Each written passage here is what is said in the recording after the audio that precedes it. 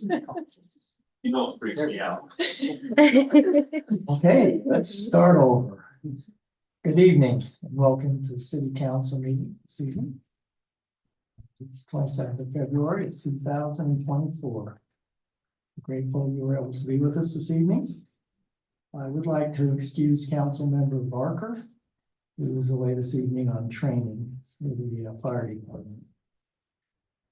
We're going to start this evening and I'll have Councilmember Severing introduce our guest this evening. He's invited her to come and be with us and to give us an invitation or a thought and an invitation, and then lead us in the Pledge of Allegiance. Councilmember Severing. Thank you. We're fortunate enough tonight to have Pastor Deborah of the Ascension Lutheran Church here to give us the opening prayer. And then afterwards, she will lead us in the Pledge of Allegiance. Now, I want to make sure you're aware of this. Her husband, Jim, is also with her, but she gave me permission to call her Pastor Deborah because she has a last name that's a little bit more difficult to pronounce. So I don't want anybody to think that I'm not being reverent to a pastor. Okay, so thank you, Pastor Deborah, for being with us this evening. Even we're not sure how to pronounce it. I don't know if I should move this or not, but I shall. And for the record, good evening, and it's my joy to be here with you. Such an honor and privilege to offer a prayer with you this evening. And my name is Deborah Jimenez.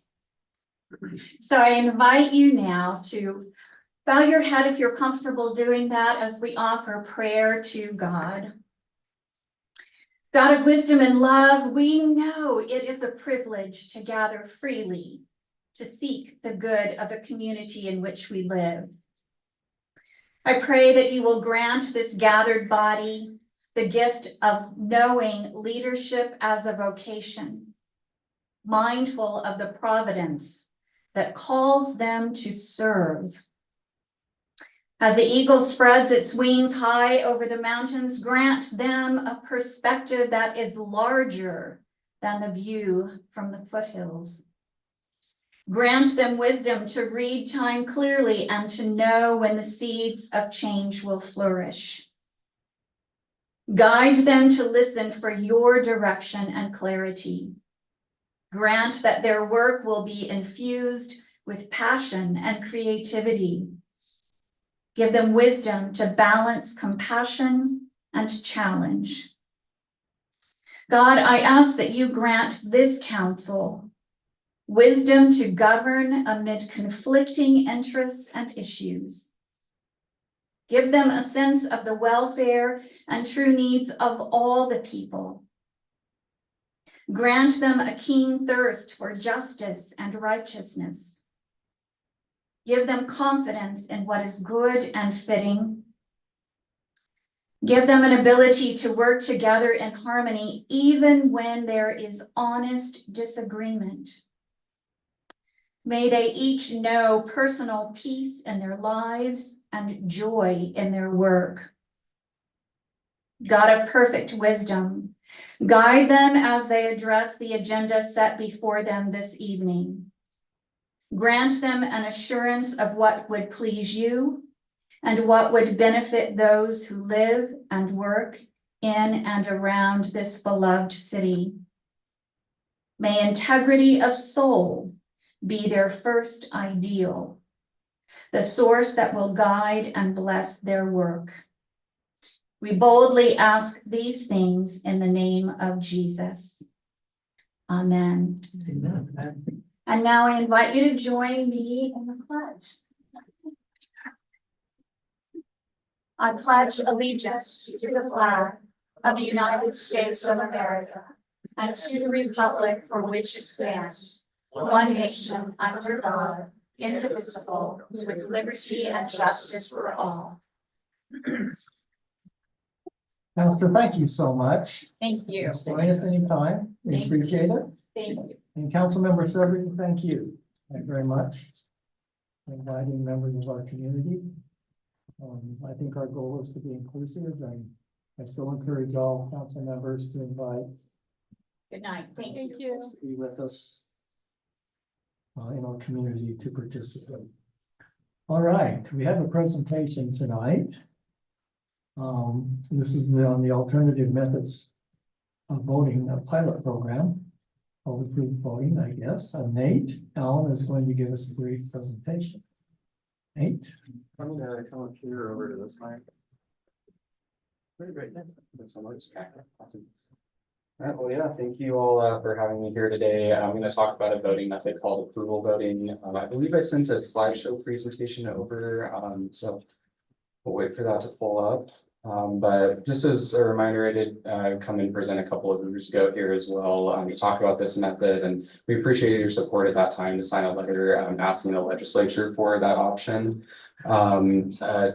This presentation today is going to be asking for a similar thing, just to update that same presentation, or sorry, that same letter, but instead of asking for North Ogden to opt into the pilot project, just asking for your support that the legislature add this as an option. So if you do update this letter, it won't be opting you into that pilot project. Again, it would just be asking for that support. People are having trouble getting in Zoom. The link broke. We're fixing it, Okay. but it's gonna be a new link. Okay. Also take this opportunity, my Vice President Andy Burwell is going to be presenting with me today. Yeah, we can go ahead and go to the first slide here. So simply put, approval voting just allows voters to say yes or no to each candidate rather than yes to only one candidate like our current method. You can imagine that as saying a yes is filling in the bubble, a no is not filling in the bubble. The candidate with the most yes votes wins, also considered the highest approval rating. So it's a very simple tabulation method, just like our current system. We just add up all the yes votes and whoever has the most wins. You can see an example ballot on the right here, where you can see that 3 bubbles have been filled in for the favorite candidates on that ballot versus 1 for our current ballot. Let me go to the next slide here. So how is approval voting different from our current system? Plurality voting, which is our current system where you just choose one person on the ballot, elects based on exclusive support. So what this means is that you have to have one largest single slice of the population. Oftentimes we see this as 35, sometimes down to 30%, and the more candidates you have in the race, that lower that percentage goes. Approval voting, again, elects based on a favorability rating. So we always do these favorability ratings on every presidential election. We see the candidates who have the most broad support across the population, but then voters are asked to strategically pick their one favorite candidate, which kind of narrows down the field, and again, elects based on that exclusive support. What approval voting would do is basically turn the election method into that favorability rating. So whoever has the most broad-based support or the most broad-based appeal would win the election. That's different from our current system where candidates with a passionate base of support win. So oftentimes they're able to gen up a passionate base of support. Again, that's one single slice of the population, somewhere around 30, 35%, sometimes less.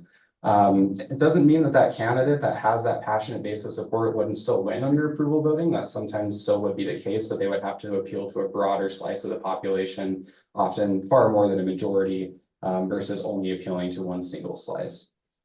Our current system plurality voting works well with only 2 candidates in the race. So you can imagine when you only have 2 candidates, you're going to select one over the other candidate. When you have more than 2 candidates in the race, though, it's important that we get the opinion of voters on every candidate on the ballot. And that way we can better understand who has the most support, who has the highest favorability rating across the population, and take strategy out of that calculation. So if you have 5 candidates on the ballot, it's allowing you to give your opinion on every candidate.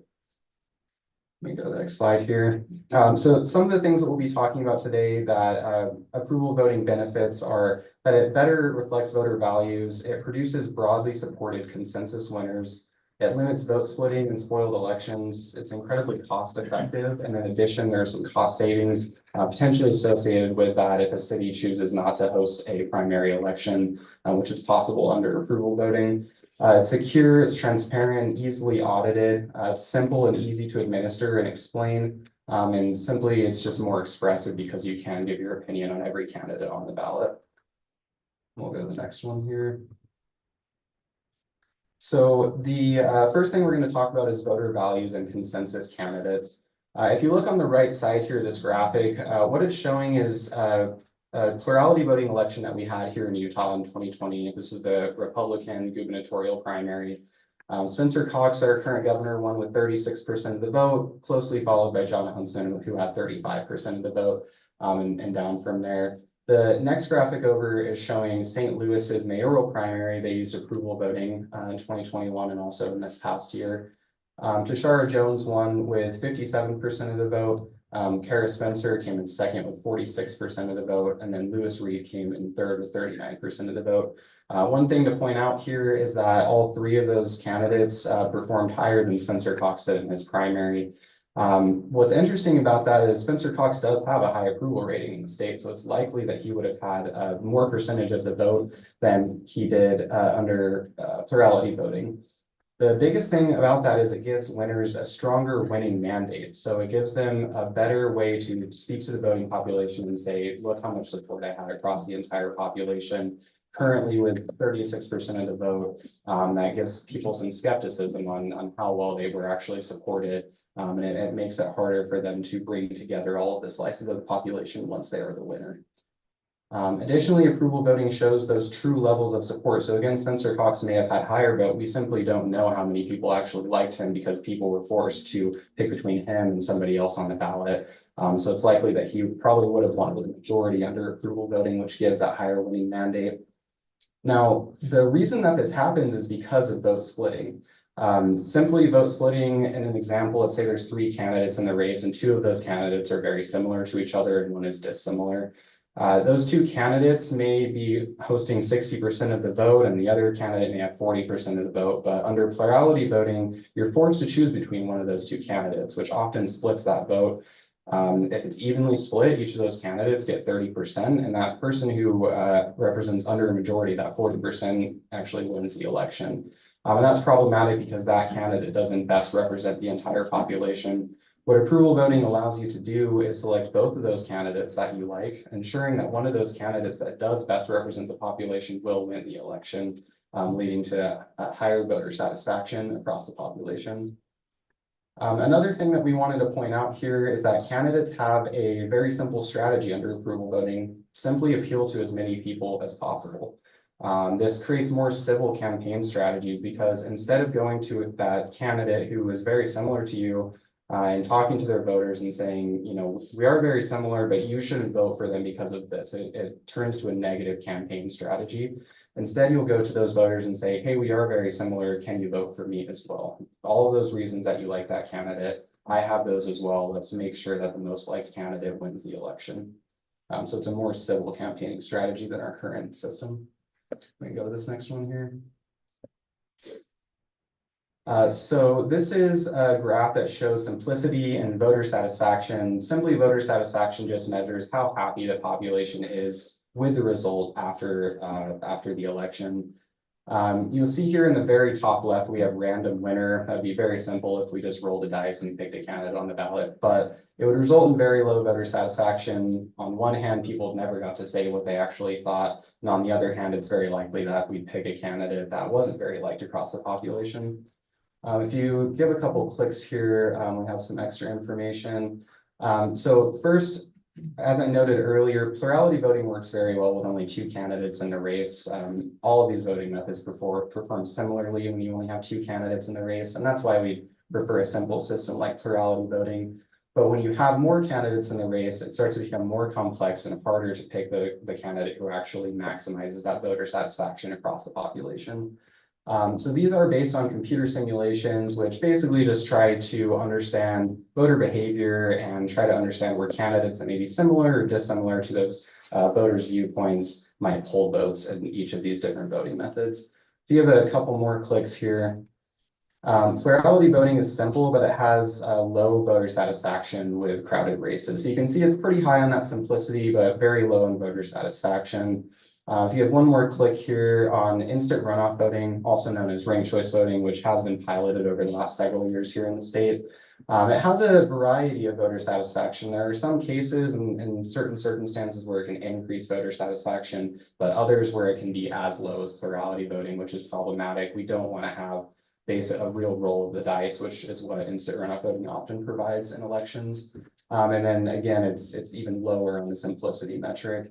If you give another click here on approval voting, it's You can see it's very high on simplicity, but also very high on voter satisfaction. And that's because it has a very simple tabulation method. You just add up all the yes votes. But in addition, it eliminates vote splitting and allows for the candidate who's actually most likely to win the election.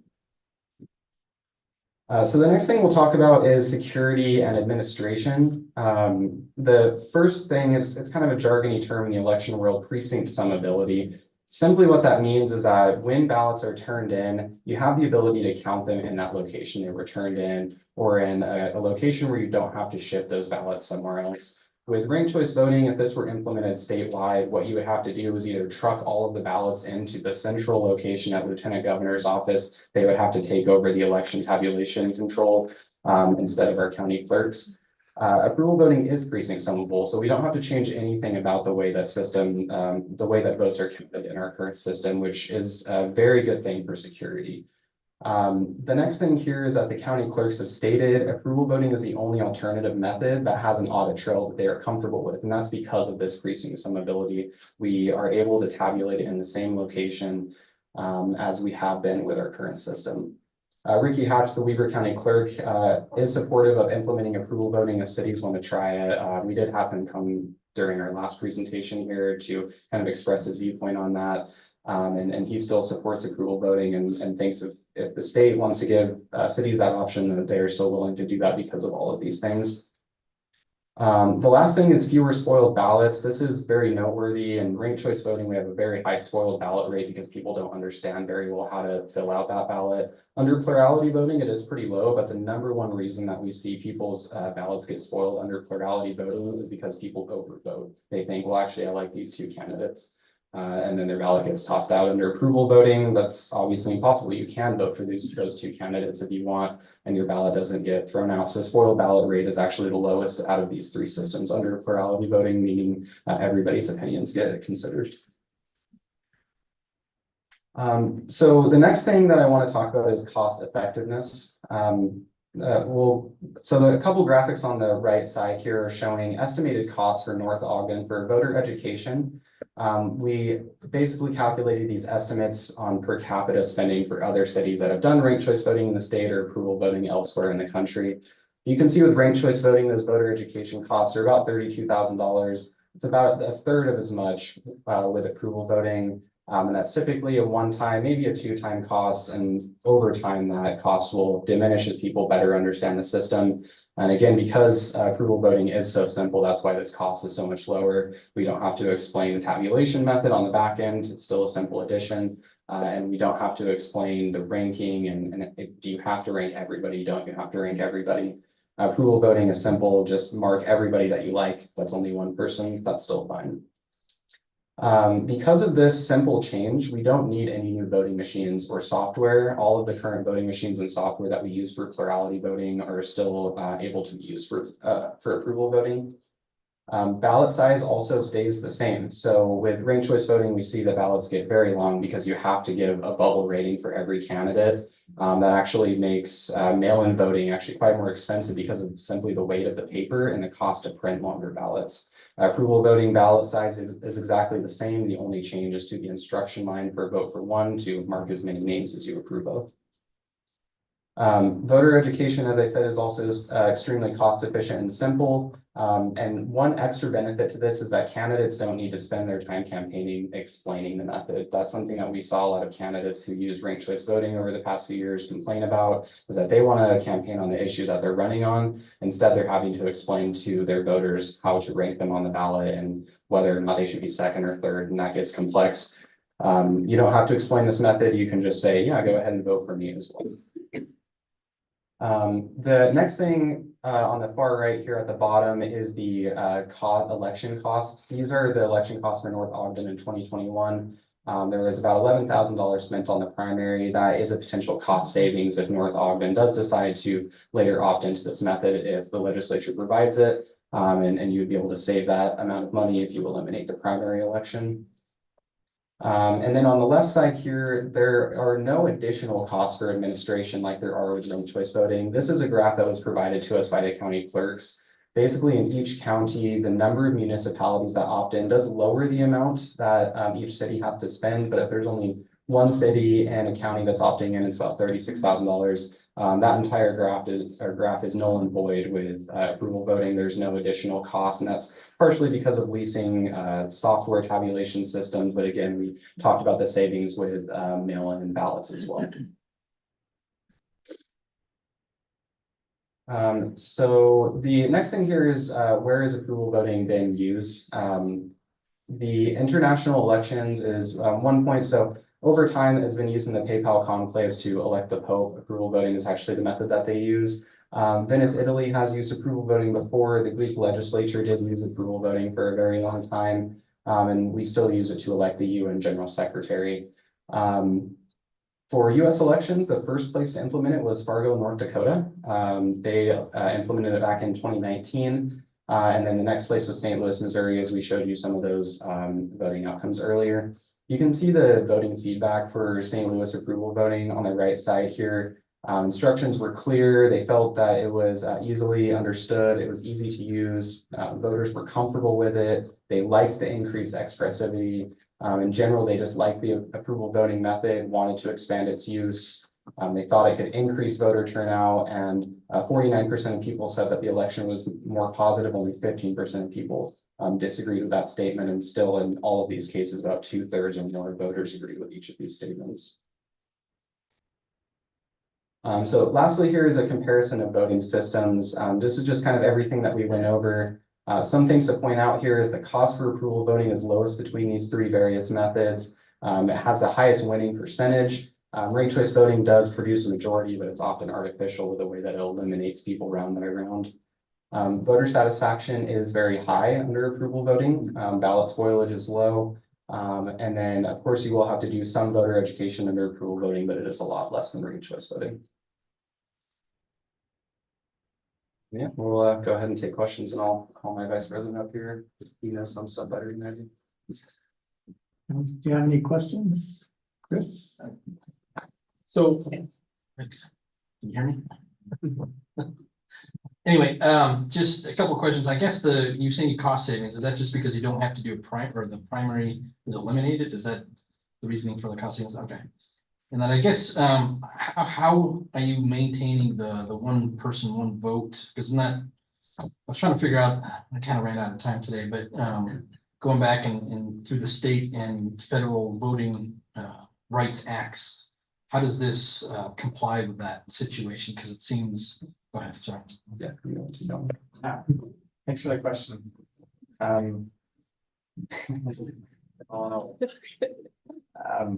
Thanks for the question, Chris. So the principle of one person, one vote, it originates in the 1960s when in several southern states, what they were doing was drawing the districts for the representatives in a way that in some districts only had a few people, and then other districts had many people. And so people in the districts with only a few people and then had much greater voting power than those in districts that had a lot of people. And so the one person, one vote came from a Supreme Court ruling that said that all districts must have roughly the same number of people. And so when you hear one person, one vote, it doesn't mean that you can't mark more than one person on your ballot. Okay. And in fact, in many cases in the state, for municipal elections, people select more than one candidate for a city council election, for example, right? So that's not what it's referring to. It's really referring to that all people have equal voting power, and under approval voting, all voters have equal voting power in their say in the election. All right, cool. And then, let's see if I can read my writing. So I guess, like you said, can you literally, it doesn't say up to, because right now we have like up to 3 for most of the elections or whatever, but can you like circle in all of them then? Is that the concept for, I mean, if you have 5 people and you're trying to get 3, you can literally circle in all of them? Yeah, so it is possible to vote for every person on the ballot. We believe that most voters would intuitively understand that'd be like not voting no, because you're not differentiating between people. But if there is a voter that feels equally about all 5 candidates, they're still allowed to do that. Okay, and I guess that goes back to the huge assumption that voters really review every single candidate, but that's always the hard thing to kind of leverage on people. But and then let's see. Yeah, so yeah, and it does kind of, like you said, it leans towards the moderates, the middle of the roads. That's how it kind of turns out. Okay, thanks. one note on that comment that leans towards the moderates. That's not necessarily the case. Under approval voting, you still have to convince people to vote for you. And so if someone were to not take any stances, not take any controversial opinions, then they wouldn't draw any support as well. And so people aren't going to just by default vote for anyone that they don't hate. They're going to vote for the people that they agree with, that say things that resonate with them. And so I wouldn't say that it necessarily would elect moderates every time. It's electing those that take strong stances, but still maintain a broad base of support. Councilmember Delpez. Sure, thanks for coming to present. We appreciate it. I just totally spill all over here. So on the legislature I know you guys are ranked choice voting. Let's get that clear. This isn't ranked choice voting that you're talking about. But the legislature just recently got rid of it in Utah, it sounds like. How does that affect what you guys are doing? Just if you could give us an idea. Yeah, I appreciate you bringing that up. So yeah, it's likely that the Senate is going to pass the repeal of the ranked choice voting pilot project later this week. It seems like all momentum is behind that. What we're doing right now is talking to legislators about using approval voting as an interim study item and potentially starting a new pilot program just for approval voting.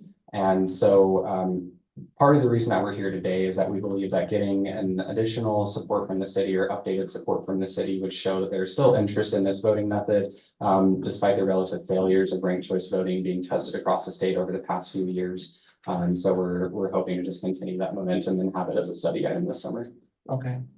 And then I just wanted to make a point that our last election was substantially more expensive than the primary that you pointed out in 2021. So that proves more of a point that I don't think that's the most important reason that you do it, but it would save us, I think it was about $25,000 to $27,000 last time we did our primary because we had additional fees from Weaver County to run it for us and more shipping fees, prices were going up. Yeah. So there is that advantage. And I do like the interesting point about the spoilage, because I think if someone is marking two, clearly, you know, they might have been a little bit confused, maybe because they might be older, they might be, you know, there could be something.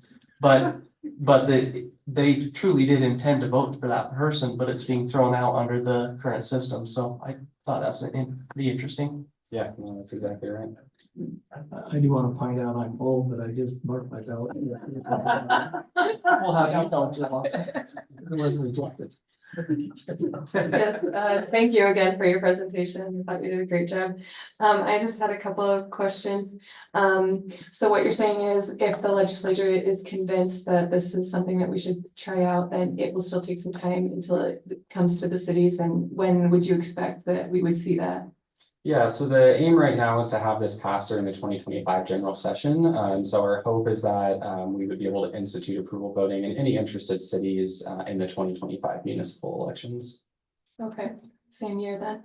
Okay, and then the other question I had is how often do you see this situation, or how do you combat it if someone is a candidate telling their followers only vote for me? Do you see that come up very often? We haven't seen it occur very much in the current approval voting elections that have been used across the country so far. That is an instance called bullet voting. We did see this in the Salt Lake City election with ranked choice voting recently. While that is actually more reasonable under approval voting to tell a voter only vote for me, because if you really truly only support one candidate, that actually makes way more sense under approval voting than it does ranked choice voting. But we would do our best to educate the voters that you don't only have to vote for one. So, And one note on that, I mean, if you're considering people only voting for one as the worst case scenario on approval, that is the current situation. So approval only adds additional expressivity, and worst case scenario, it's the same as what we have today. Well, and I feel my personal opinion is that a smart candidate would say, these are people that have similar views to me and support other candidates. I mean, it's possible. You know, the problem I actually see is what I'm finding is most municipal elections. Don't take this wrong, anybody. But it's not necessarily based upon qualifications. It's based upon name recognition. And it seems like this just encourages that more, frankly. John, I'm just wondering, are we required to hold a primary election? Yes, If, under our current system, if you've got 7 candidates for the 3 open seats, then you do have to do a. is that by state statute? Mhm. It seems like they had to change that, and you just ought to have a primary election and let people vote for whoever they want. Because it seems like the hook in this thing is saving money. If you can save money by just having one election instead of a primary in a municipality, why wouldn't you do that? So, if I may, the main reason to hold the primary is simply just to narrow down the field. Because if you have a really wide field, you have significant vote splitting. That's the concept that Nate explained earlier, where let's say you have, I don't know, 3 candidates that are running as strong conservatives instead of just one. Well, those 3 candidates split the lane 3 ways. And so by narrowing the field down, you end up with a better result. But this doesn't narrow the field, does it? I mean, many people can run as they like. So You with can vote approval for as many voting, as you want. yeah, with approval voting, there's no vote splitting. And so all those voters that care about electing a strong conservative could vote for all 3 strong conservative candidates. Does that make sense? So there is no splitting of the field. Actually, it doesn't make sense to me because you only want one candidate.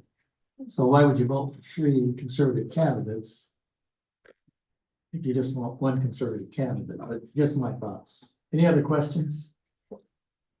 To go over that, I went through some of that because they were talking about how Seattle was trying to figure that out too, and. Oh, good. But to go to your point, the fact is that you're literally hedging your bet, because if you pick one person, and I think that's the overall goal, is that if you pick one person and that person doesn't win, and then the other 2 don't win, then you're stuck with whatever you didn't vote for. So I think the point is with approval voting, which, I'm here with it, is that you can vote for the people that you feel strongest about, and that puts more apples in their buckets. Which is, to me, a problem in this state. Because most people just vote for conservatives, right? So now you're not really looking at an inclusive situation. Because it just gives you more power to elect your party, so to speak, versus the individual who represents, anyway, just my thought, but council member. I actually see it a little bit differently. I feel like the minority would be benefited from this because say there's 2 leading candidates, but you can vote for as many as you want. You might choose the 2 leading candidates that you appreciate, but then you might also say, oh, this person's not so bad, I'll vote for them too. And then that minority might have several people who put them as a 3rd choice, but they do well in the end. Everybody gets a trophy. And Mayor, I feel like it potentially takes away a little bit of the gamification of the system because, sometimes in an election, I've heard it before where someone will say, only vote for one person, you vote for 3, but only vote for me. And that's, in my opinion, that's a way that you're trying to game the system. And so it just, I don't know, it seems really interesting. Yeah, I've seen if they're gonna game the system, they try to figure out game the system anyway, but anyway, good discussion. Yeah, and I would also add to that being able to vote for multiple people, it doesn't water down your choices. You may be hedging your bets, but the benefit of that is that the person who is most representative out of those 3 candidates would still win the election. So you're still making sure that that person who is most likely wins the election. But the biggest benefit is that you're avoiding that vote splitting by being able to choose those 3 candidates. Whereas some people that like all 3 of those candidates would choose one, some would choose the 2nd, some would choose the 3rd, and maybe now 4th candidate wins. So the benefit is that you're still guaranteeing that someone who broadly support or represents the population wins. Another thing that I might add about name recognition that you mentioned earlier is that as my partner said here, approval voting makes sure that you still have to take a strong stance on something. So simply by name recognition, by simply getting your name out there, people aren't always going to vote for you. You have to take a stance on something for that.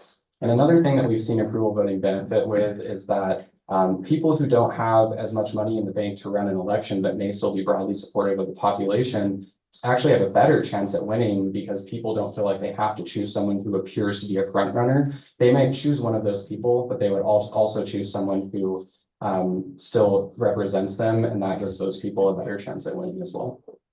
Yeah. Any other questions? Just Councilmember sorry, Dodd. I'm not trying to dominate, but I think part of the reason that they came here is they're looking for a letter to take back to see if we recommend this or not, a study. Because we got that letter for them 2 years ago. And so I guess, do you want to take a straw poll to see if we are supportive of that? How do you want to handle that? Whatever works, that's what they're looking for, is a letter. And if I may just give a quick reminder, this letter doesn't opt North Ogden into anything. It's simply showing the legislature that there may be interest that you think that the state should add more options for cities to possibly pilot approval voting. Council, you want me to sign a letter? I'd be in favor. I'm still in favor since the last presentation 2 years ago. I think we did sign the letter last night.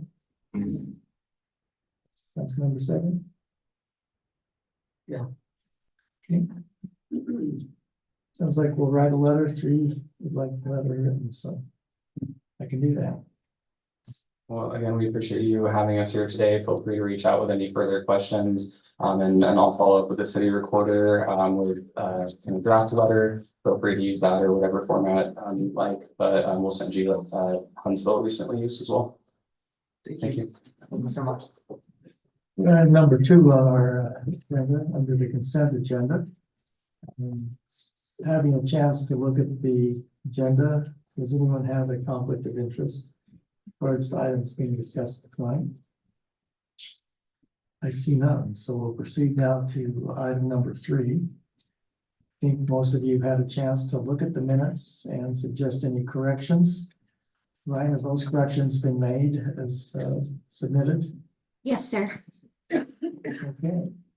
I would then be looking for a motion to approve the city council meeting minutes, including the work session of February 6th, 2024, council meeting of February 13th, 2024. With corrections as submitted. So moved. Thank you, Councilmember Pulver. Do you have a second? Second. Thank you, Councilmember Severine. All in favor of approving the minutes, please say aye. Aye. Are there any opposed? That motion passes unanimously. We'll now move on to public comments. Just as a reminder, step up to the podium if you'd like to make a comment. Please limit your comment to no more than 5 minutes. And tell us if your name and if you're a resident of North Ogden.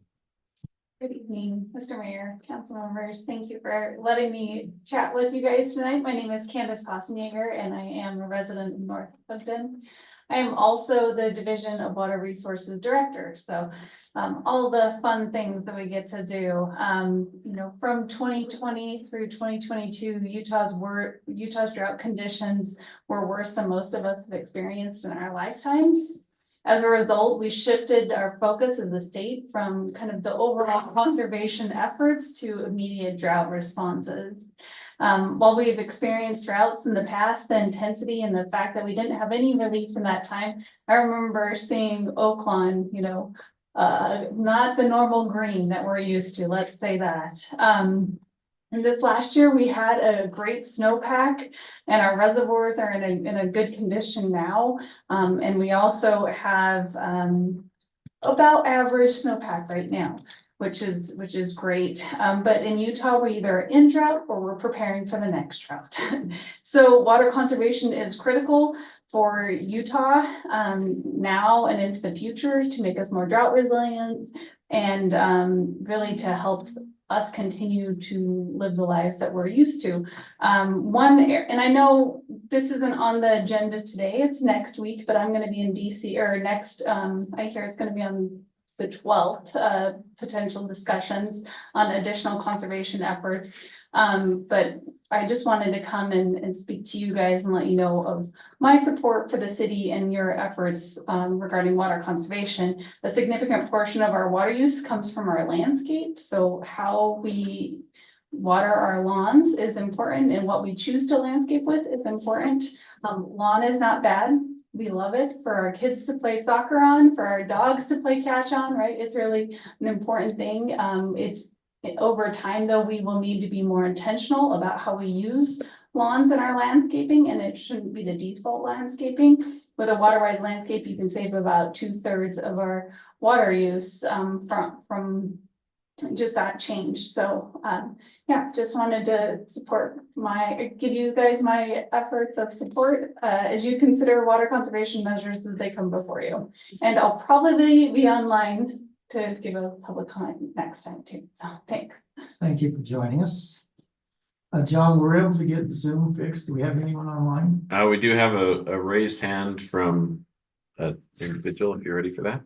Yeah, let's go to the online. Okay, we've got, I believe it's Philip Swanson.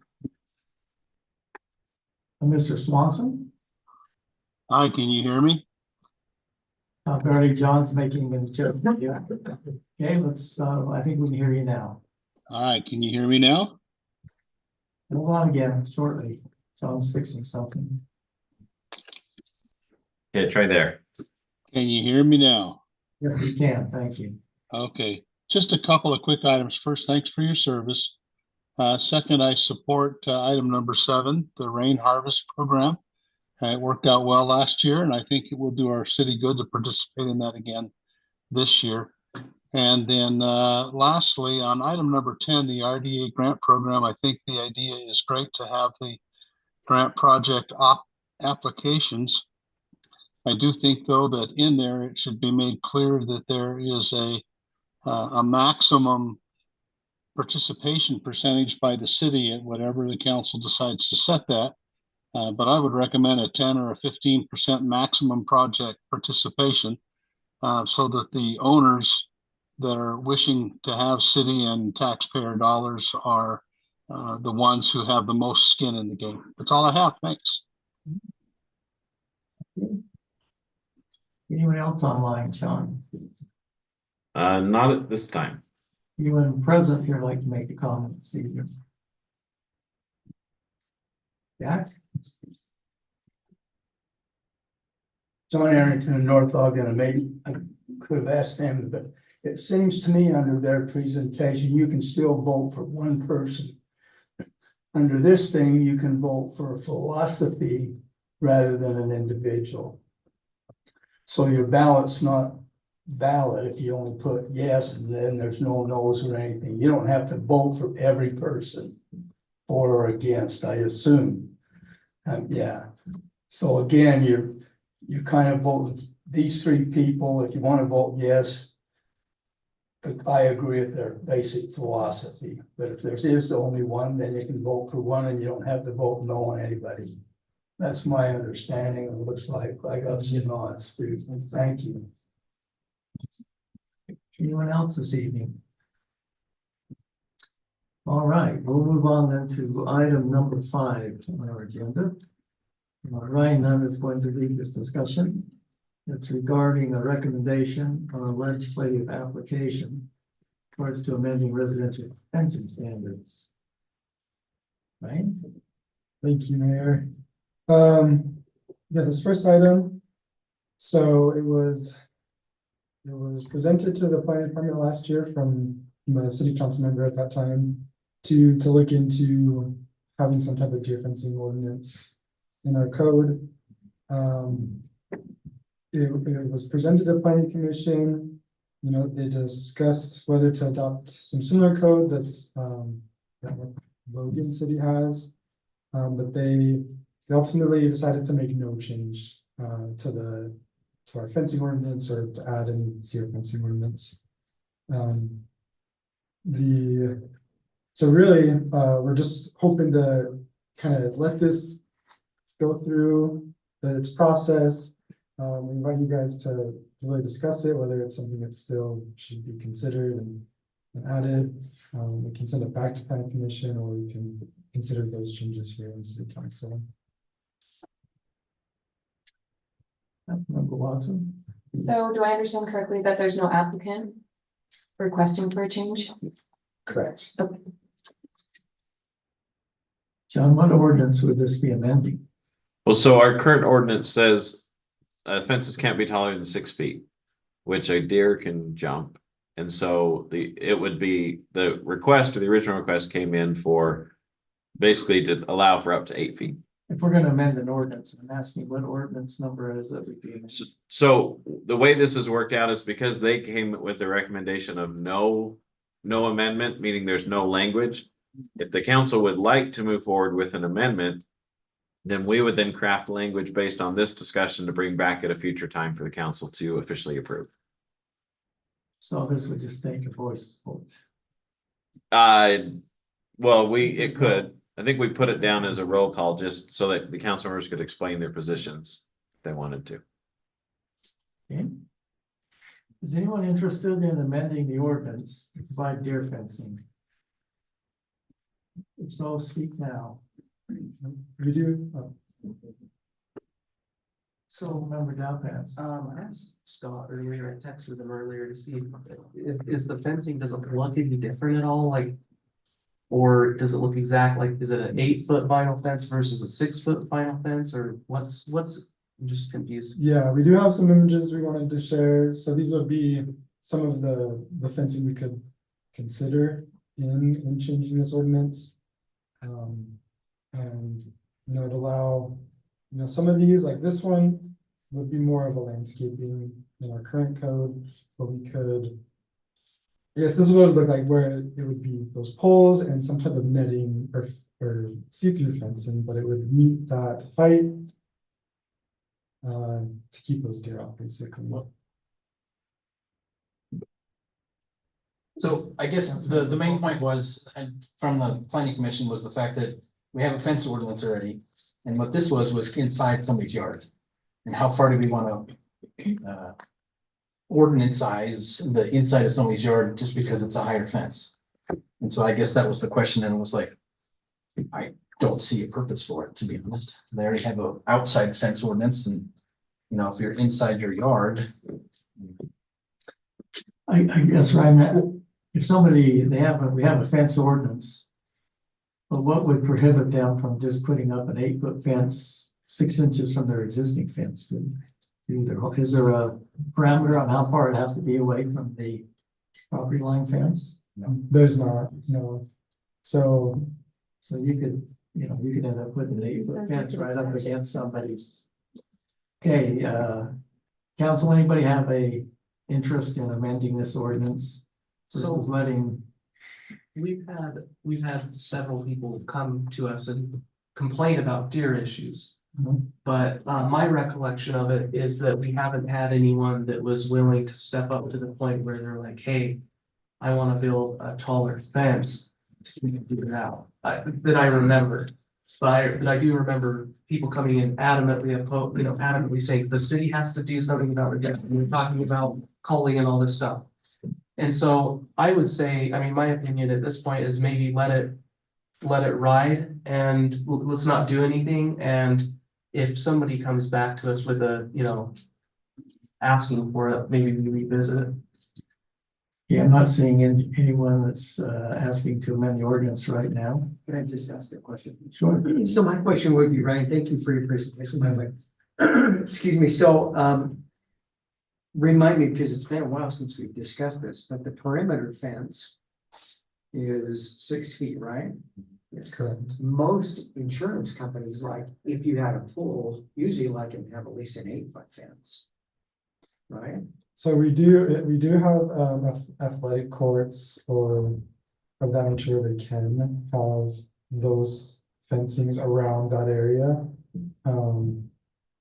So that would probably meet where it wouldn't be quite on their property line, but they can apply for that as well, but that would be. So that is allowed where they can have that increased fence for those uses. So if we just were to pass an amendment today and just said that all fencing could be 8 feet, that would meet all criteria that we've been discussing, right? Yeah. And we wouldn't have to come back and say, we've got 3 people saying we need to cull the deer, or can we get 8-foot fencing? So it seems to me that the most logical decision is just to make sure the ordinance just includes 8-foot fencing around the perimeter of the yard. That's just my thought. I agree with that.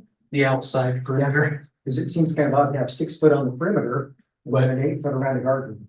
Yeah, that's just me. Yeah, but the whole thing was 6 feet is the perimeter. That's gone through a whole bunch of different things. If you increase it to 8, I think that screws up another things. And I know sight lines, all that stuff. I think there was a reason why the planning commission said, we're not playing with the fencing rule. Well, most people probably are not gonna put in. I'd love to put a fence in my front. There's probably just gonna be a 6-foot fence anyway, because of the cost of additional vinyl and so forth. But it seems to me if we just have to keep going back and visiting this every day, but. And then whatever the council says. I'm just wondering why, there's a lot of ways you can, put what is it in the garden? There you go. Yeah. A net, you can net your garden, you can do that. I'm just saying you wouldn't prohibit anybody from having an 8-foot fence running right along your property line. But more than happy if somebody wants to Well, change the ordinance. and if the argument is that like, that a fence being higher than 6 feet, up to 8 feet is now messing with people's sight lines, then, we've already made an exception on the wall heights, where the wall height used to be on cement walls was 8 foot. And then we said, well, as long as it's engineered, it can be taller. So we're now getting back into a visual discussion. That's where it doesn't make sense. That was retaining all this time. Well, yeah, no, but still, the whole idea that I'm saying is like, we're getting into a conversation of visuals and not practicals, because the retaining wall height used to be 8 feet approved, and now it's pretty much, as I remember, unlimited as long as it's engineered correctly. 11. I don't know why I said unlimited, but 11, yes. Okay, council, let me take a straw poll here. Who would like to pursue amending this ordinance?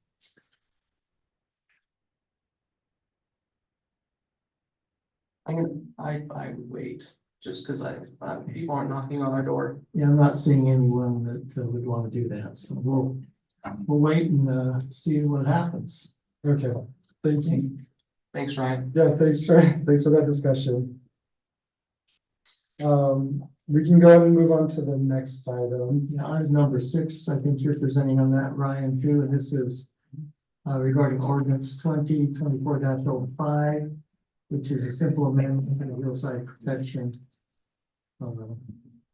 accessory building lot coverage. Yes. I think it's an oversight that you guys discovered. Yes, correct. So this was just discovered by planning department in the hillside protection zone under the site development standards.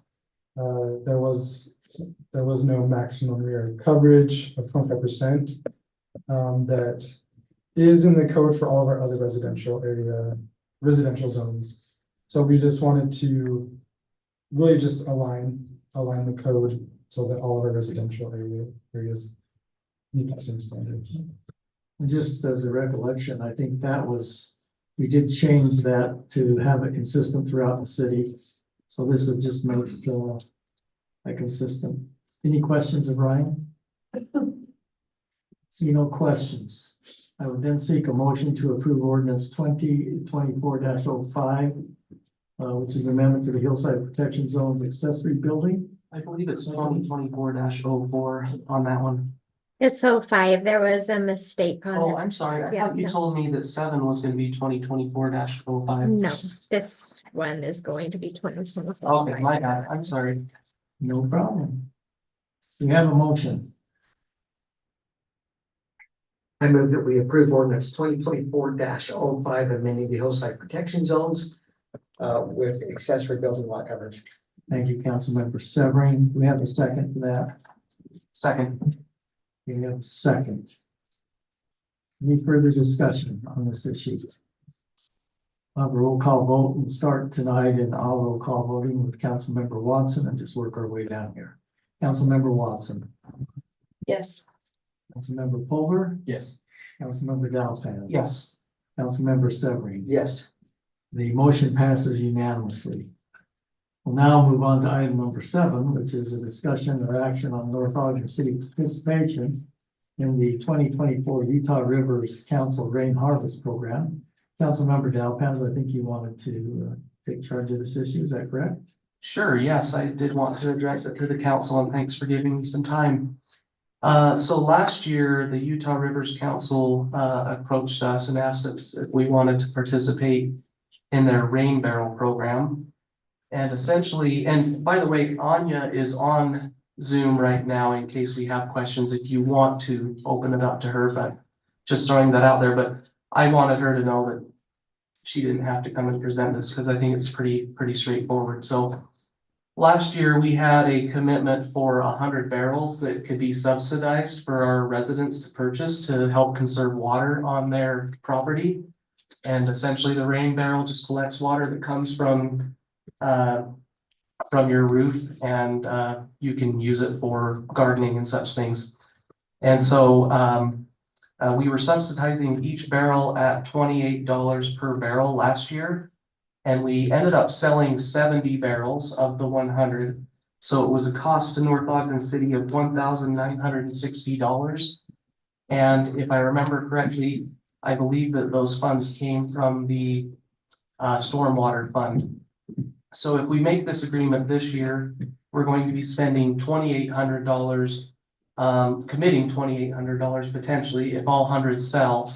Anya was under the impression that we probably would do better this year because we have a little bit more time to market, and it should end up, maybe we'll be able to come out better there. So my opinion on it is, yeah, it's hard because you say we've had 2 really good snow years and it makes you feel all warm and toasty inside that you've had those great snow years.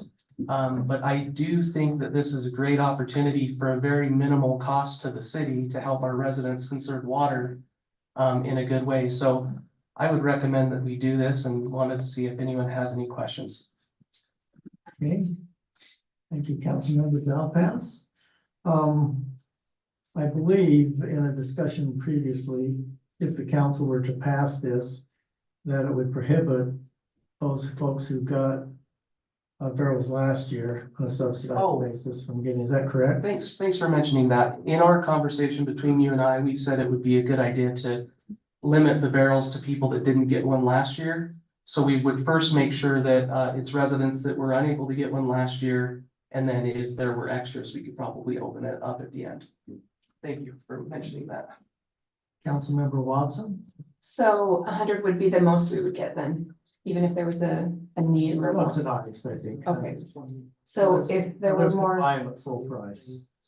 Okay. And then also, do we know how long the barrels are supposed to last? I don't know, Michelle, I don't know that.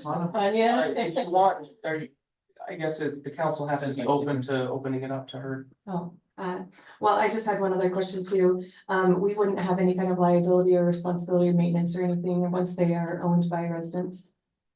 Okay, thanks. Councilmember Fold. So I guess my question is that we're putting extra money into the budget now, or pulling, I guess, pushing, whatever. And to me, I think since we're in the budget year, that to me, we should put it in the budget for next year and plan for it as opposed to just pulling more money out this year. I love the barrels. I have 2 myself. Just with all of the stuff going on and what we have to do for the budget this year, I'm petrified. And so it's only $2,000, but every time we say that, that's another $2,000, another 2,000. I don't want to quote Doug's not here, but every penny helps. And so I just would rather budget it for next year. And, yes, let's commit, but commit for next year. Just a clarification, Councilmember Over, I understand your point. This would come out of the storm sewer, which is probably our strongest fund balance, which also owns the ground that we should be selling here soon for quite a large amount. So just wanted to clarify that. Nope, No, don't that disagree, comes but yeah, everything. So, I mean, it's not the pressure on the general fund budget, which I'm gonna go over here in a minute. Just wanted to make sure you. No, understood.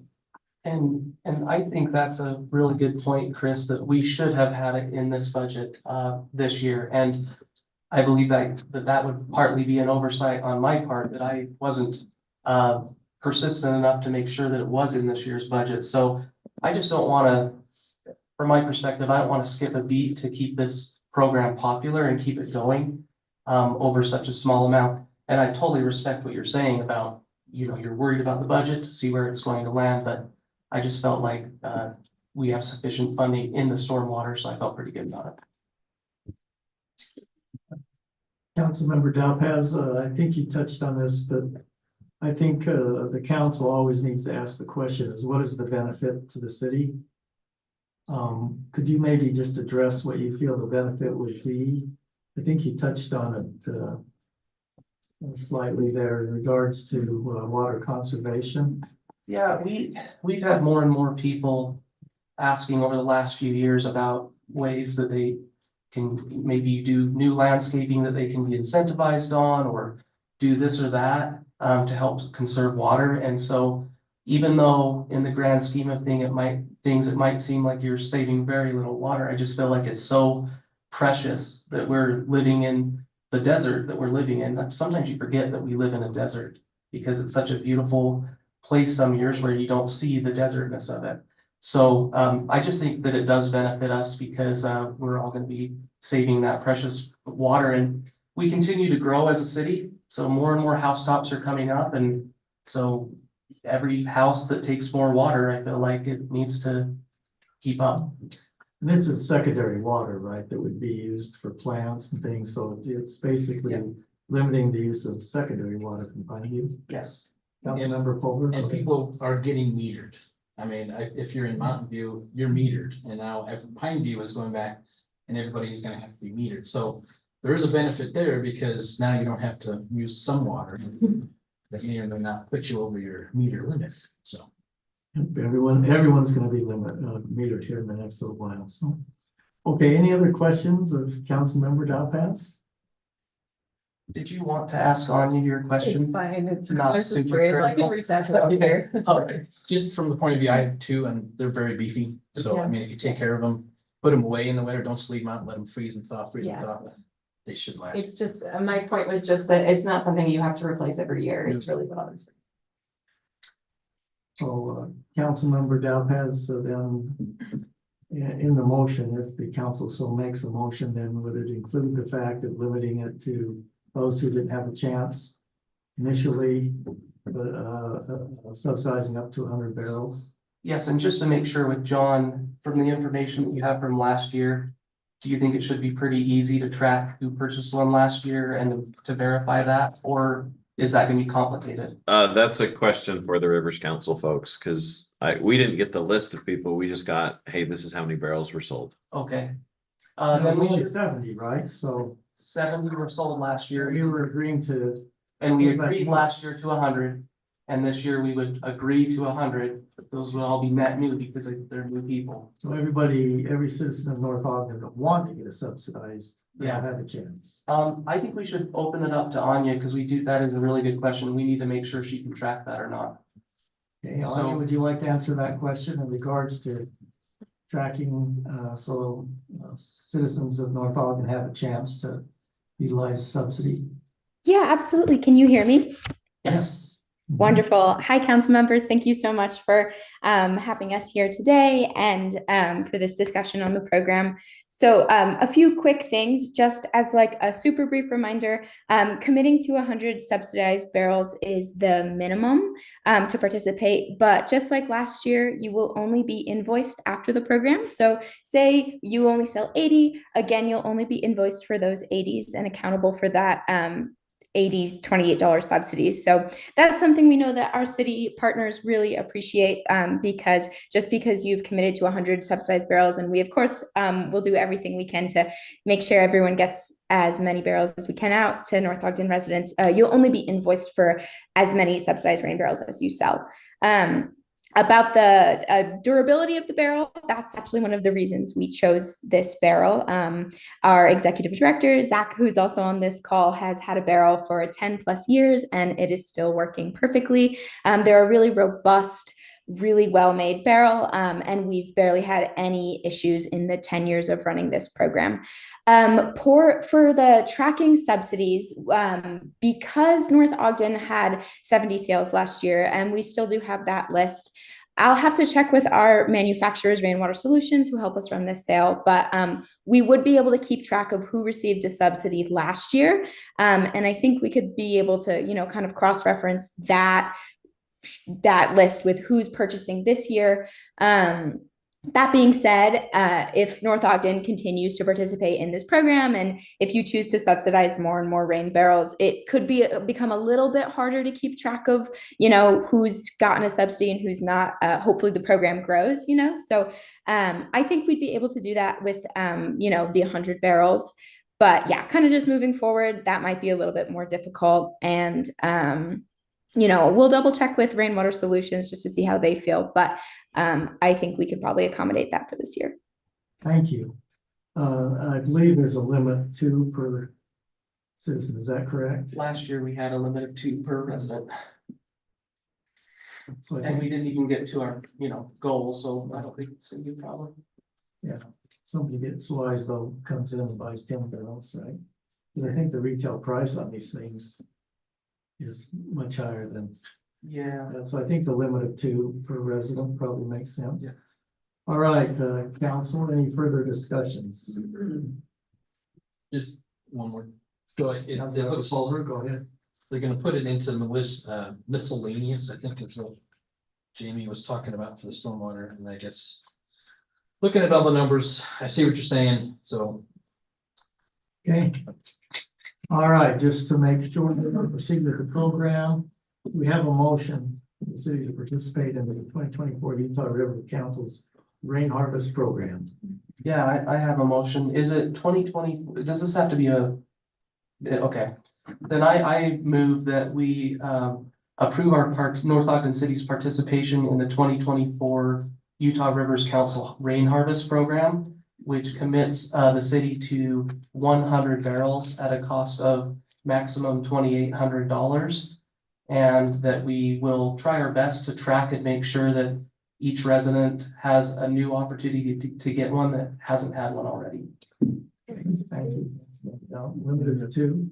With a limit of 2, thanks, Chris. Okay. We have a second to that motion. Yes, second. Thank you, Councilmember Watson. Any further questions on this? That would be the time, Just Councilmember. Fuller. clarification, so it's coming out of the storm water fund, which is not directly, the general fund, we're not stealing it from these. Correct, it's an enterprise fund. Just want to make sure everybody understood it, because that's a good thing. Yes. Yes. Okay.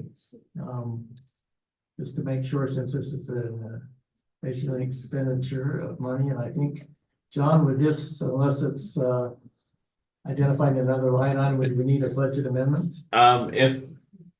Sorry, I brought this so I could look, but yeah, it would, if there's not enough in miscellaneous, then we would bring back a budget amendment that Jamie will bring back at a future hearing. So we could proceed with this, Yeah. agreeing that there may need to be a budget amendment. Yes. Okay. Councilmember Watson? Yes. Councilmember Culver? Yes. Councilmember Dowpaz? Yes. Councilmember Seven? No. Hey, can I explain? You bet. I am, my kids will tell you I'm a water Nazi. I knocked on doors while they were showering.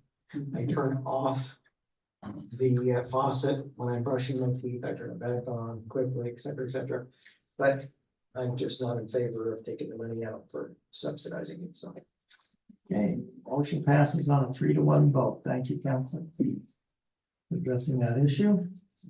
We're now going to have a conversation, a discussion led by Mr. John Clayton, City Manager. He's going to talk to us on what he calls the City Funds Request Submission Program. I call this the council's request to address donations. So, John, would you like to proceed? Yeah, thank you, Mayor. So, council, this came up last fall. We had the 4-H club, I think, from Weber come and ask for some funds because they had lost some of their money. And so not lost it, but lost some of their funding. And the council at the time said, well, look, we didn't plan on this. We didn't budget for it. And so the thought was to come back with a program where people could request money officially and the city would go through a process of deciding if that was, we were going to fund those requests and how much and to who.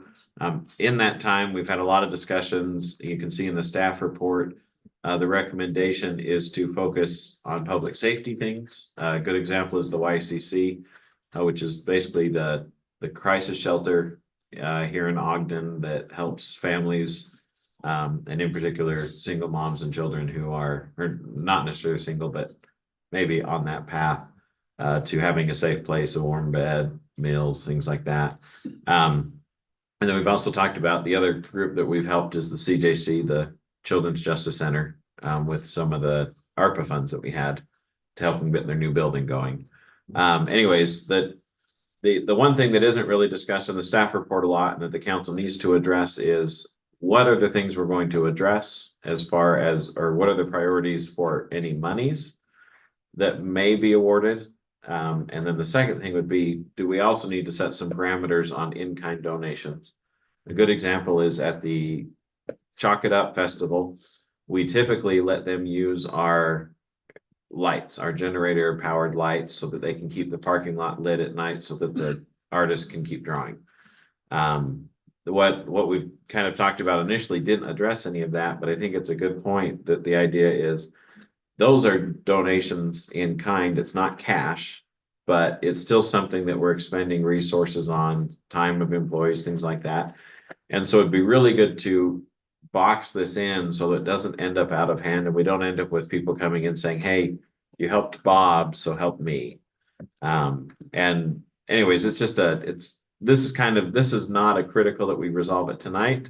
But especially for the monetary request, we will need those resolved before the budget's approved, for the YCC and some of those groups. And that's kind of the program in a nutshell, but we really need discussion and guidance from the council on where to go from here. Yeah, John, I appreciate that. I think there's two issues: monetary donations and then the use of city assets other than, our playground equipment, etc. But, we also let the amphitheater be used free. Some occasions, we've said that has to be a city-sponsored event, I think is our current situation on the use of that. So let's just have an open conversation. Let's start with you, Councilmember Watson, since you raised your hand first. Well, I just had a couple of thoughts right off the bat. So I like the idea of having all of the requests come in at one time, rather than getting them sporadically throughout the year, have to do budget amendments or find places for that. And I think it would be great if the community knew that as well, similar to when the 4-H came, if they knew, oh, I have to ask by April. If everyone was aware of that, I think that would make things more smooth. But I also feel like the use of city assets is something that would be too hard to manage on a timeline like that, where we require them to ask a year in advance. For example, the community band and the choir, the men's chorus, that's also service, are interested in using the senior center, and the band has been given permission to use that free of charge because they're providing a service. If something like that were to come up mid-year, then I would hope that we could be flexible, whereas that building, if that building were available or something, if it doesn't cost anything, that's not right then. Can I just ask a question? Is how do you prioritize if we had, not that it would happen, but if we have 15 people that want to use the senior center, who prioritizes that? Because Councilmember Dow, I'm just asking the question. Councilmember Dow knows that I say the first lettering on that building says senior center. So that obviously had to be the first priority, but my concern is just asking the question, how would we resolve that if we get multiple requests to use the facility by multiple groups? For instance, we had a choir come and want to use the amphitheater free for numerous For their practices and everything. practices and things like that. I just don't know how you prioritize these things. And I guess the first question I might want this council to address is, should we be making donations of any kind to individuals or not-for-profit organizations that don't meet the public purpose of safety? I think that's the issue that has been brought to us by citizens, is hey, who's gonna determine that, you know, you make it for Bob, you're gonna make it for Bobby and for Bobette and Robert. You know, so I think that was the question that first has to be answered. Is this council willing to take public funds and donate it to specific individuals or not for profit organizations? That's the first question I think maybe we should ask before we get into a policy. So can I ask that question? Because it might limit our conversation. Councilmember Dalpas? Excuse me, I'm sorry, I'm having a coughing fit. When we had the 4-H organization come in, I remember that meeting quite well. And after that, I was, started to study into the duties and power handbook for mayors and council members, and that's where my eyes were opened, because it talks a lot about making sure that public funds are, for lack of better words, they're sacred funds and they should be used carefully. The other council members can look at this when they get a chance, but I hope it's the same as the version that you have, Chris, but pages 208 and 209 addresses how you should be handling these types of things, and it has a lot of specifics, but it says Utah Code 10-8-2 limits the appropriation of money. The term appropriation includes gifts or donations to municipal corporate purposes only, but provides that it is considered a corporate purpose to appropriate money for any purpose that, in the judgment of the municipal legislative body, provides for the safety, health, prosperity, moral well-being, peace, order, comfort, or convenience of the inhabitants of the municipalities, subject to the city's or town's legislative body first holding a public hearing on the matter of the donation. So that was the first thing that struck me, is when the 4-H organization came to us, if we would have said, okay, we'll give you $1,000 donation, we wouldn't knowingly have been doing anything wrong, but according to this, that would have been wrong, because it's saying that you have to have a 14-day notice. And so if we wrap up some of the most important safety items, such as the YCC, the CJC, and I guess maybe the family promise, I guess that's more of an in-kind donation, but if we wrap those all into the regular budget, that is subject to a notice period, because because the budget has to go through a public hearing. So that's the main thing that kept coming to my mind, is that there has to be a period of time. So that makes you feel more responsibility when you hear it that way. Councilmember Fuller? It's just 2 more pages, Bob. And if you keep reading it, part of the public hearing, the town, city must undertake a study to determine the benefit the city would receive for the proposed appropriation of the money, public purpose of the, So yeah, I agree with JD. It's something that has to be expounded on if we're even gonna attempt it, so. Now, the in-kind stuff, I think that's gonna be pretty complicated to handle. So like the example of Chalk It Up, letting them use our lights so the people that are doing their chalk event all night can see. That seems pretty reasonable to me. The money is not being, there is technically money flowing through those, because if they get used too much, we'll have to buy more sooner than later, but that's just gonna be a complicated mess in my mind. So those type of things, and I don't know how you put this in a policy, but I'm totally good with those type of things. So you're good with individuals using city equipment?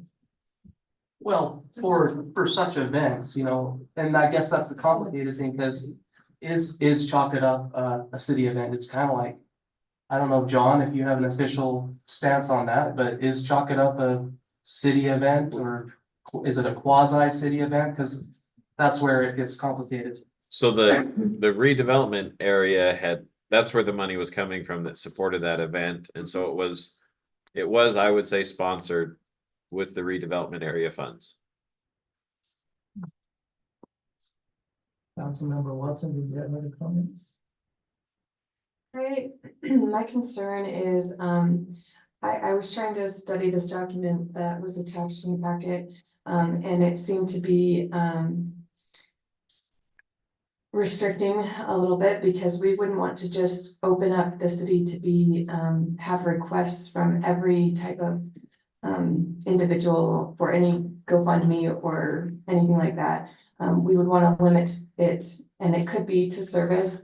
It could also be to events that benefit the city. Similar to what JD has, Councilmember Dallas had read, that it could be further than service, something that helps the peace and prosperity and mental health. I didn't write it all down, but we could make it more broad, right? If we wanted to, but I think that having some kind of restriction on that money, just so that we don't get, too many requests, would be a good idea.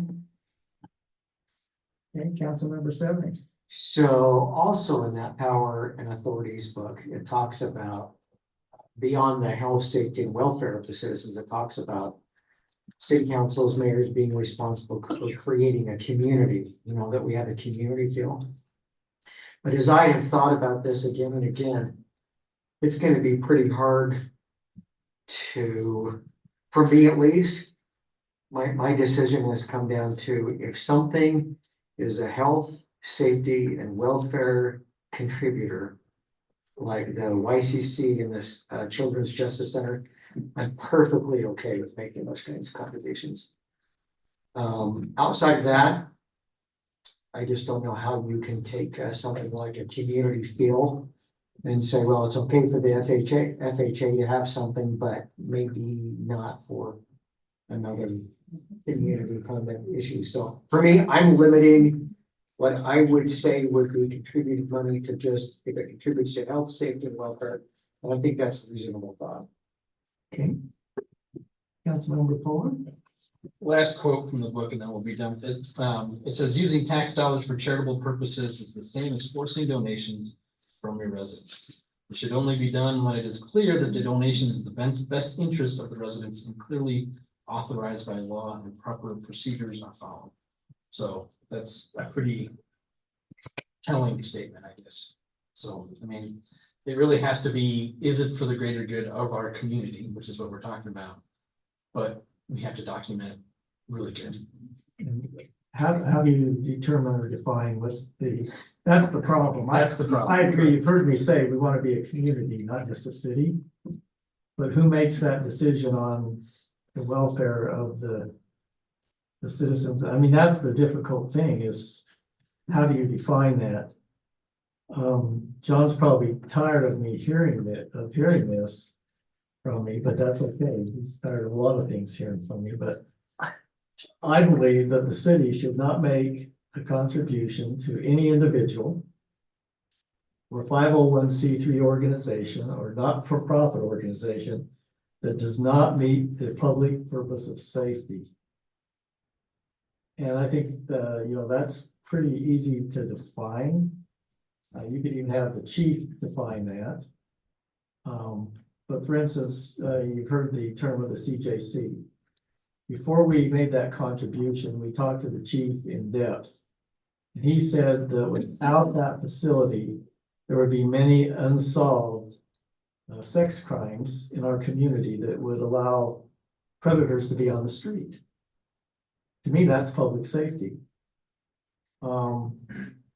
We made a contribution to the YCC, I think, John. The police would tell you that the most dangerous calls they go on are domestic violence calls.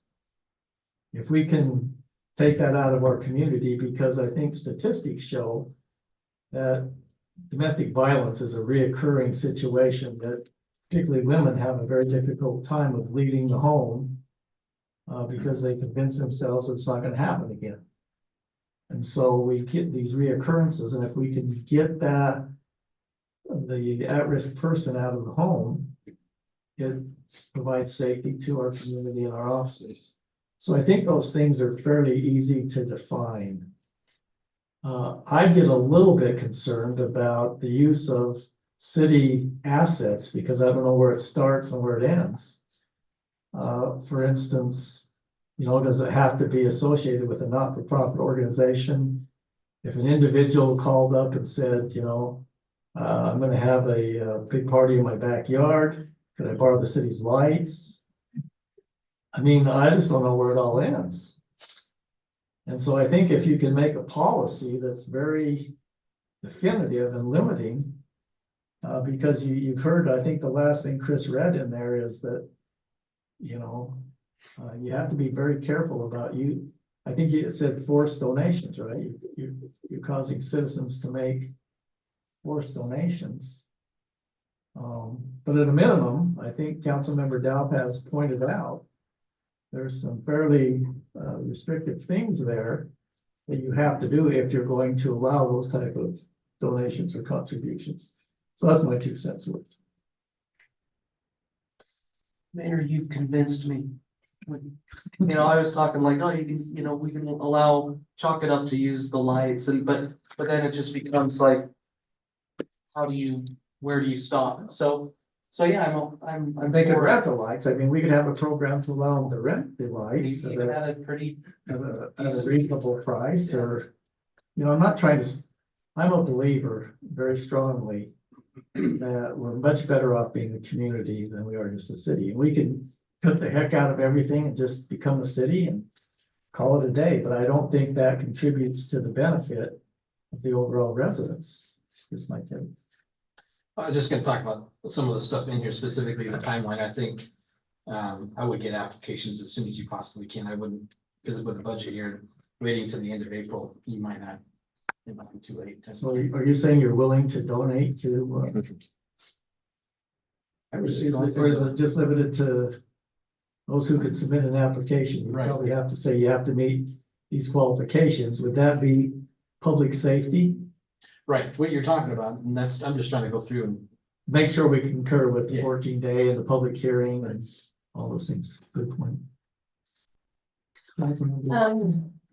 I support the discussions that have been had, directing it just to safety related.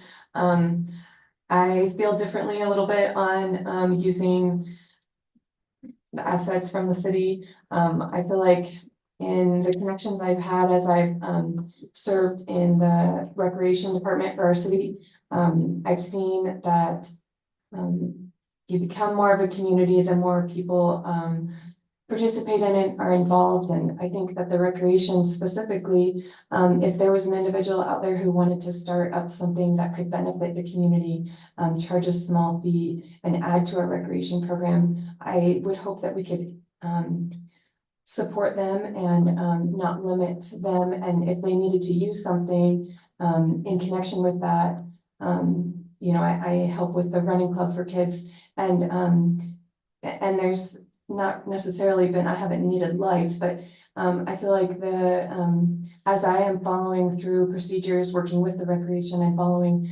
the procedures that are already laid out, not, you know, asking for anything outrageous. I just think that Chalk It Up, for example,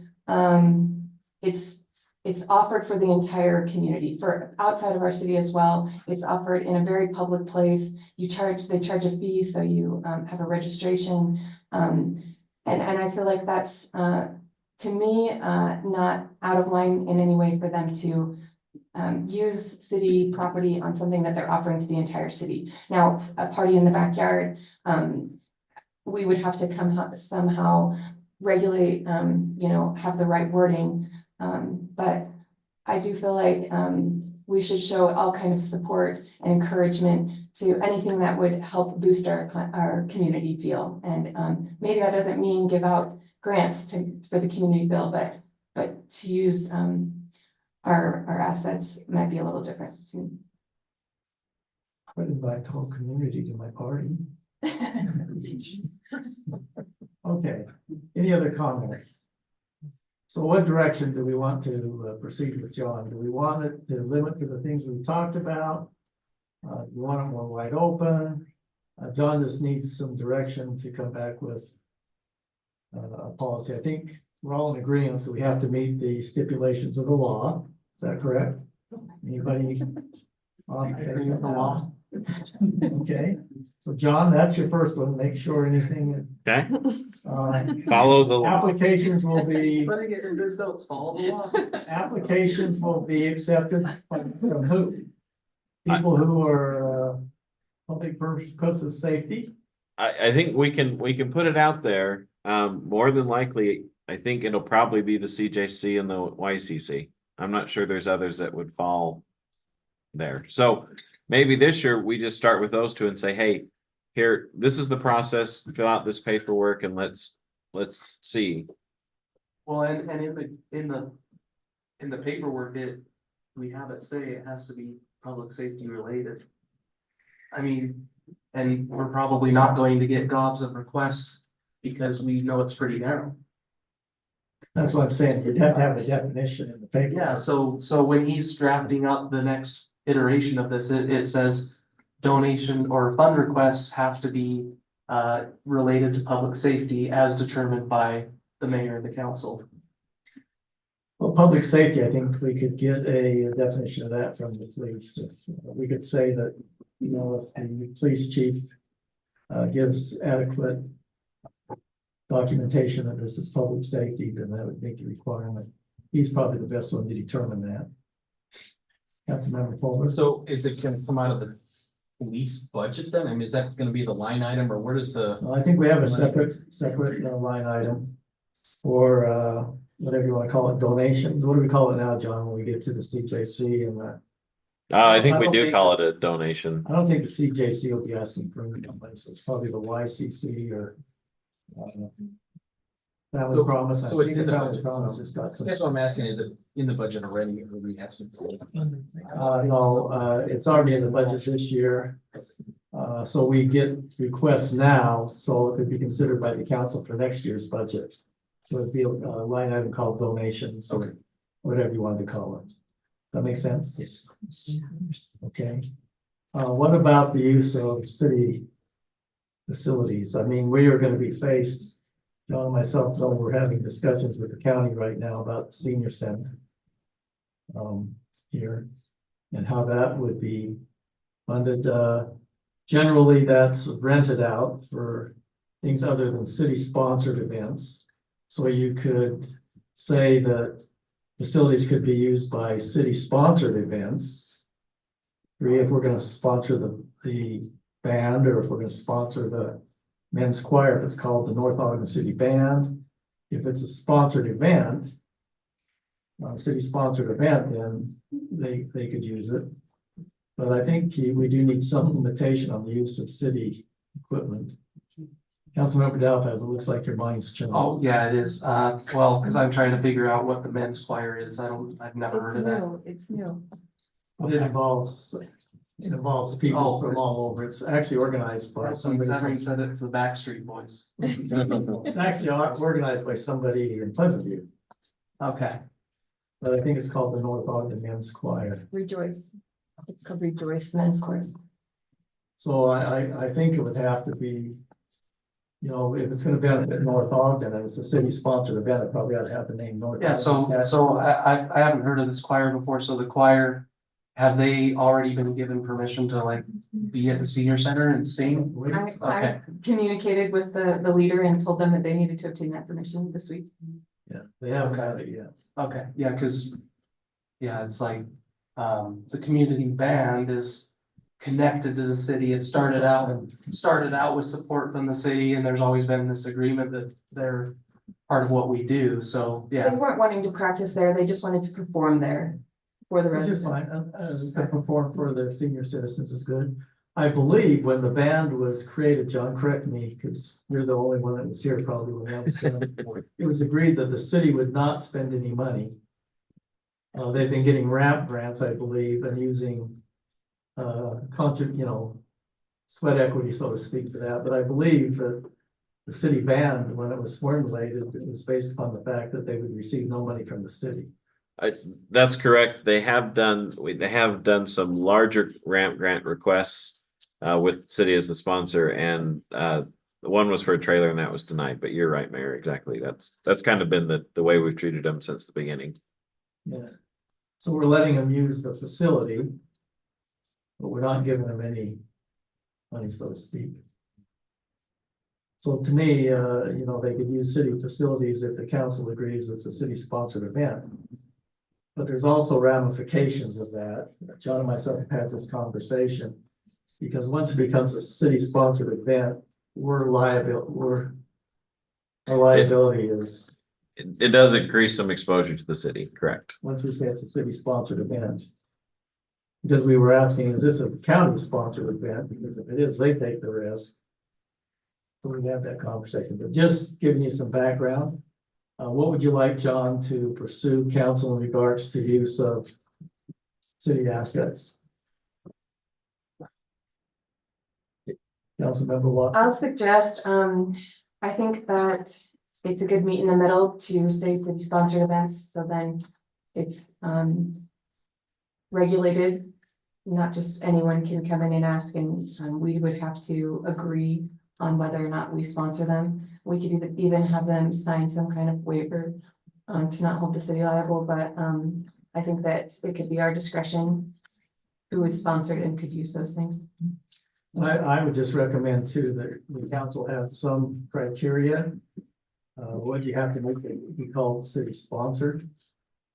So you don't have to get into picking and choosing. If they meet those qualifications, then they would be. Well, I mean, if the city is publicizing it, I mean, like, wouldn't that be considered city sponsored per se? That's a decision the council would have to make. I mean, we allow signs to be put on our property.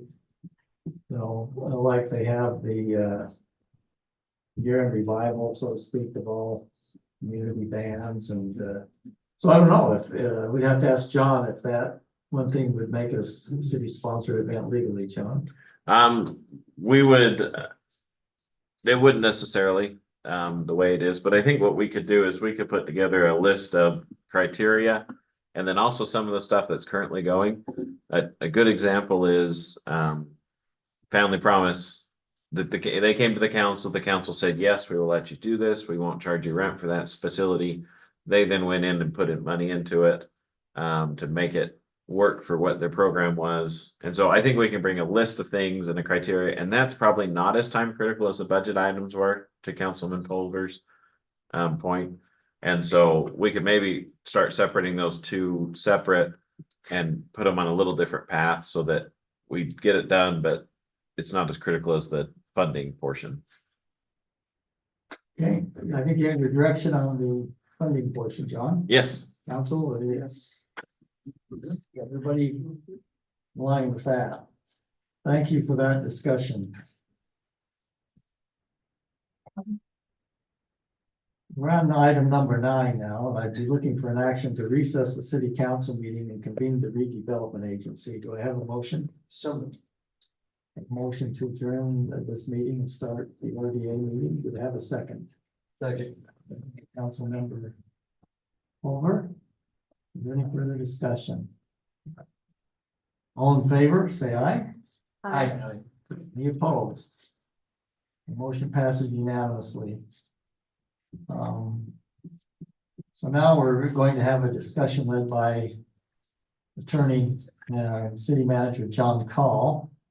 We're gonna have a discussion to approve the redevelopment agency grant program letter that's in your packet. John? Thank you, Mayor. So council, on this one, this is a letter that, that is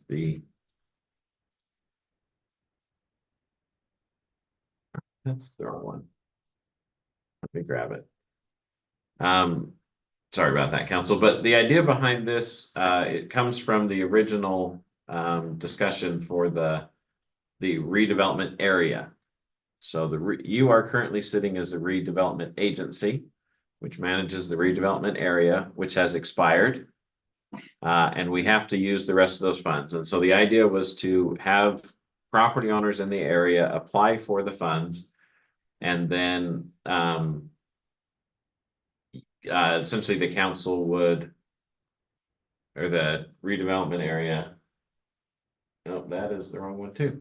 The redevelopment area would basically be looking to put into physical infrastructure into the area to improve it and to align with the goals that were outlined in the redevelopment documents, the really exciting document. I think, did we attach it to the packet? Did y'all read it? I attached what was provided to. Okay.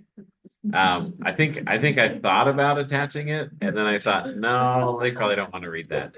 I love Ryan's explanation. And so the thought was, that why is this one not coming up? Oh, here it is. Okay. So the criteria is kind of long and exciting. But there are 13 different points in the criteria in the redevelopment area document that say these are the reasons that we've established this area and this is what we want to do. But this letter would go out to the landowners and say, if you want to be involved, if you would like to access some of these funds, you need to submit a grant application, or we don't need to call it a grant, we can call it whatever we want. And they would then submit their information and a review committee would then come back to this group with a recommendation of these are the projects we think we should be talking about. And then those projects, because it deals with a budget, would actually then it would be approved by this group as a budget and then go and be approved by the council as a budget. There are some questions that are still out there that I think was brought up earlier. And one of them is how much money should we require as a match? Or what would be the maximum amount that we would contribute? A good example is the ramp program requires a 50-50 match on most stuff. Whereas a lot of the UDOT and the WRC projects require an 8% match. And so the question is, what would this group be comfortable with as setting as kind of the benchmark for the match? So we don't have someone come in and just say, well, I want you to give me, 95% of the money and I'll put in 5%. The one caveat to that is that we are planning on some of this RDA money potentially being available for maybe projects that city staff would propose as ideas. Everything from sidewalk or trails, or maybe even a unique moderate income housing project for city employees or police officers. And that probably wouldn't be able to meet if the match was 15%, because we'd have to use 85% of city funds and only 15% of RDA funds. But there might be some ways around that in the process. But essentially what we need from the group is, do you want to move forward with that? What are the criteria in the letter that you'd like to add or eliminate? And then how are you comfortable with us sending these letters out and getting the process started? So we will still fill out an application or create an application for people to fill out to respond to the letter. And we plan on sending it just to landowners in the redevelopment area, which is basically kind of along Washington Boulevard and basically between 2750 and 1700. Councilmember Fuller. I thought we had mentioned, or say we, because it was before I was around, but that they were gonna possibly even the business owners as opposed to the landowner. Is that still a possibility, or is that something that can't be done? Totally up to this group. Okay. I feel like it was mentioned. Yeah. In discussions a few months ago that it could be the landowner or business owner, like, for example, business owner that's in North Ogden Plaza that doesn't own the building but is making improvements, I don't know. It seems like we were talking in that direction. Do you remember, like, Trying to talk about when we had this. when we were first talking about this? I don't know. If you don't remember, it's. Sorry, you said it. I don't think we get caught up on who it is, as long as it benefits the city and creates Yeah, additional. so we can send the notification out to the landowners. Maybe we send it out to the business owners as well. I don't know. I would say that's just a case. Anyone that could make improvements for the economic health. But are you looking for a percentage? Is that the other? That's the other question. I would put a range, if that makes sense. It depends on what we're talking about, because if it's something significant or something that is in parallel with our priorities, city priorities, I would think it would be bigger, just because then, hey, you get more help with something that's one of our priorities, as opposed to, I don't know, painting a building that, I don't know, I guess that's something to think about, but I would give it a range and then we can. You can put a minimum now, say Right. minimum of X amount. I know that, when I was on the transportation committee at WACOG, there was no contribution needed by the city, which I thought was highly unfair because a lot of cities who didn't have property taxes were getting on these. So, they required at least a minimum 10%. But the more you put in, the higher chance you had of getting the project. So if you set a minimum. Yeah. With the statement of the more you put in, the better chance you may have. I think, Councilmember Watson. there were several requirements listed and, I don't have it in front of me, but, the document having skin in the game was one of, I think, 4. And I would suggest that maybe, just that one requirement couldn't trump all the rest because like Councilmember Pulver said, there could be some that align more with priorities, even though this person has more skin in the game, this person has more of a priority that would benefit, a greater benefit to the city. I also had another question, the percentage, would that require us to give that percentage? If we had a percentage listed? Would we be tied to something that we weren't ready to? The final approval lies in the council.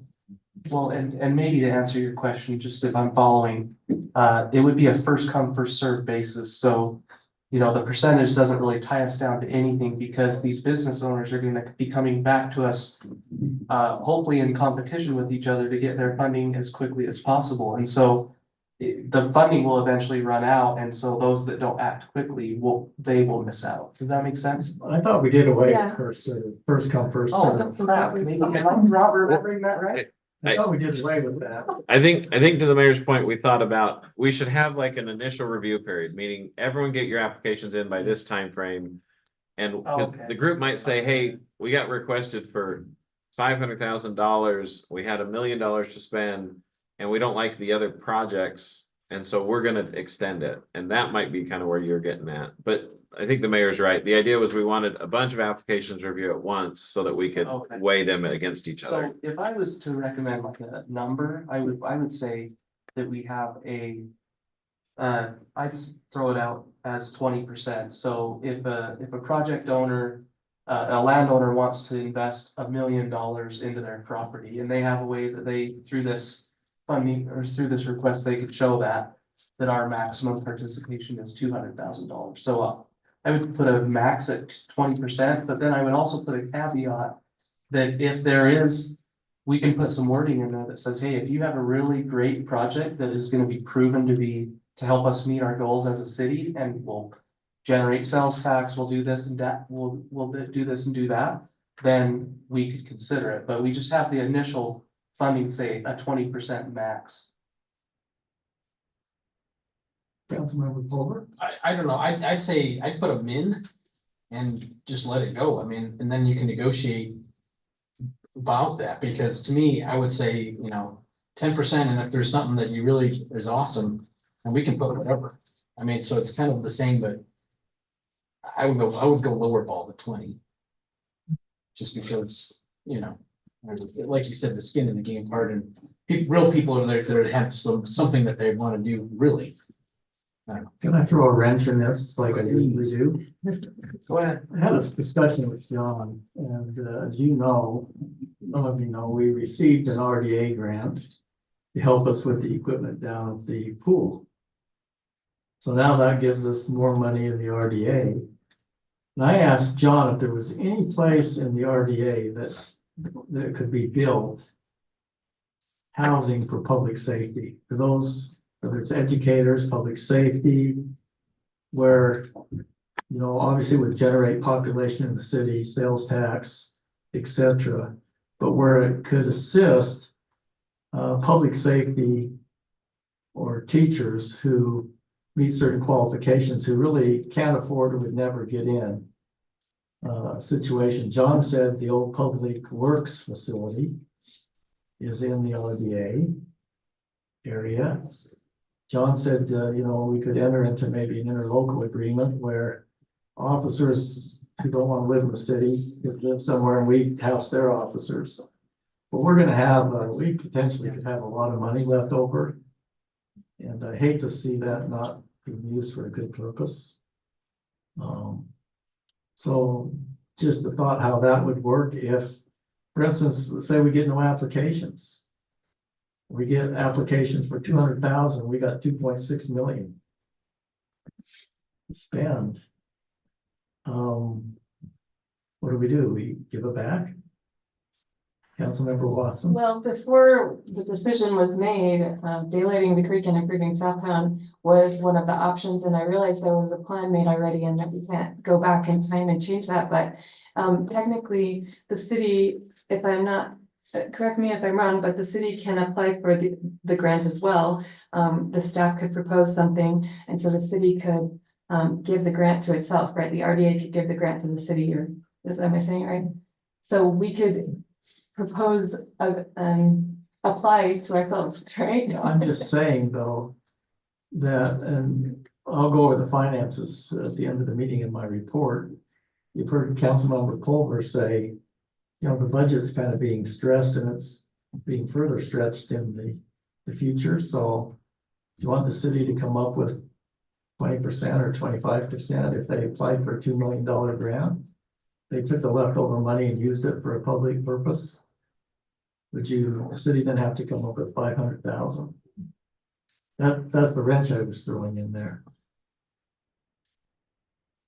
Councilmember Severing? That's what I said. So my thought would be maybe, as I've listened to each of the council, it seems like to me what I'm my thought is maybe we don't put a specific percentage, but maybe say we'll expect either, maybe a 10 to 30% contribution. But then look at each project based on its merit, the one that'll most benefit the city. And then make a decision about how much we actually put in. So it's kind of weighed based on the project, not necessarily on the percentage. There may be a project that the owner of the big building that used to be where Pizza Man is, maybe they have an idea that's a lot more important and beneficial to the city than somebody that owns the other. Can I just make a comment? You just had a thought here. I think the benefit, and just a reminder, the RDA money came from businesses in the district, not from individual citizens. The money came from the RDA, which is generated by businesses. The whole purpose of that was to generate, kind of light it in and create economic benefit. So I'm just wondering, it would seem like to me that the city ought to benefit as much as the applicant.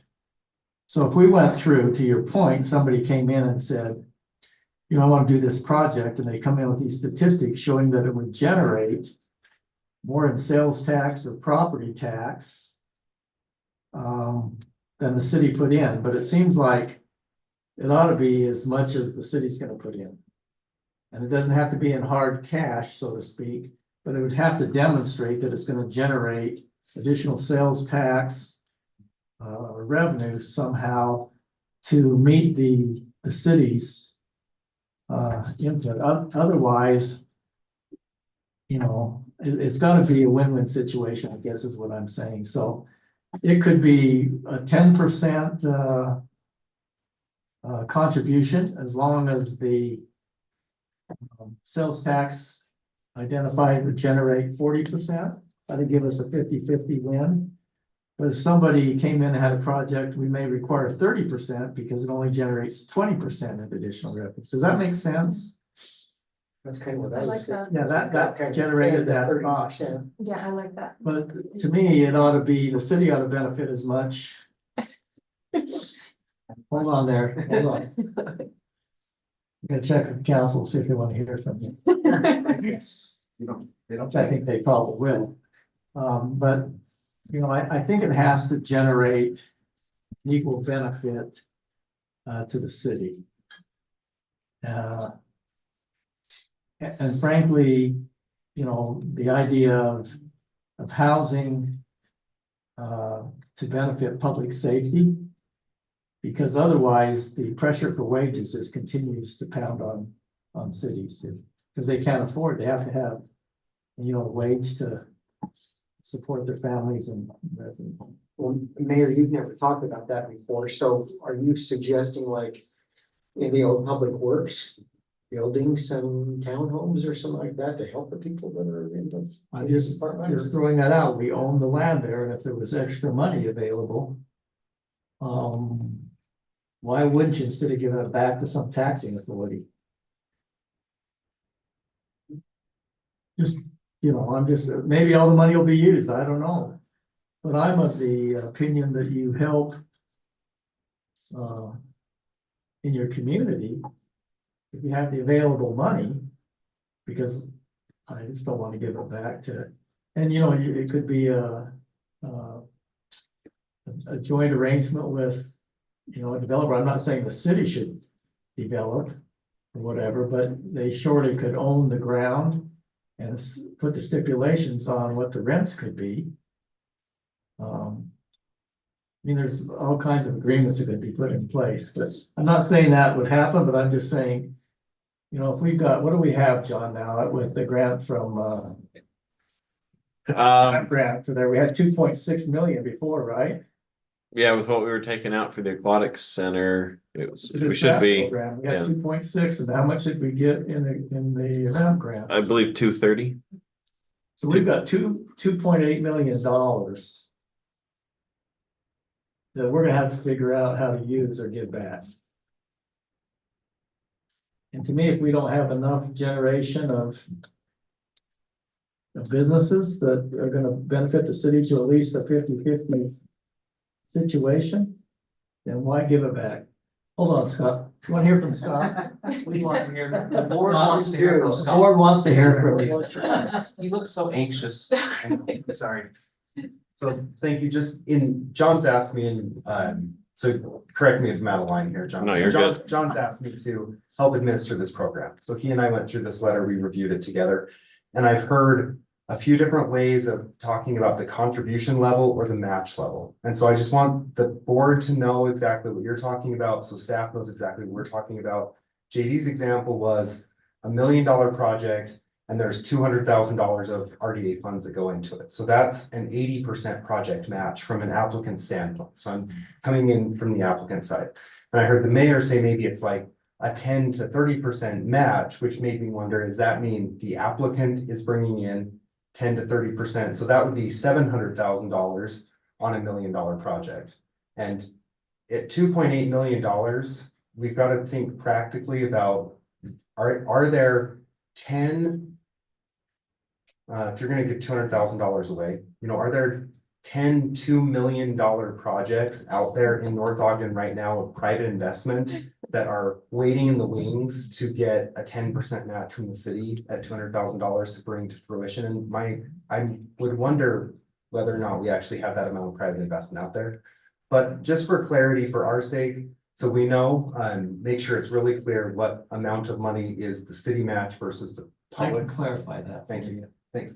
What I'm saying is that the city could require as little as 10% from the developer. Right. As long as they can show they're generating 40% more Sure. in benefit to the city in sales tax. Yeah.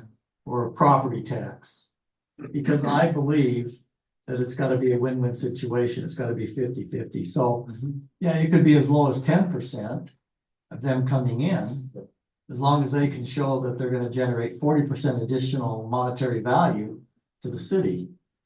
Now, if they can't show 40%, they may have to come up with 30% because they can only show generation of 20% revenue.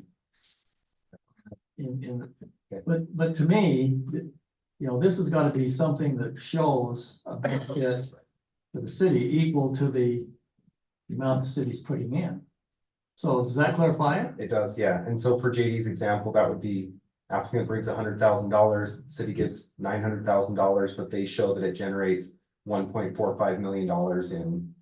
It gives you the money, 800, yeah, so 800,000. And practically speaking, that would be like a seems like that'd be like a grocery store company. That'd be something big, you know? You would think. They're not gonna go, there's probably gonna be a grocery store. Well, I'm just saying that it's gonna be a big sales tax generator that's coming in to get that kind of percentage. Well, Do you think? that's the purpose of RDA funding, right?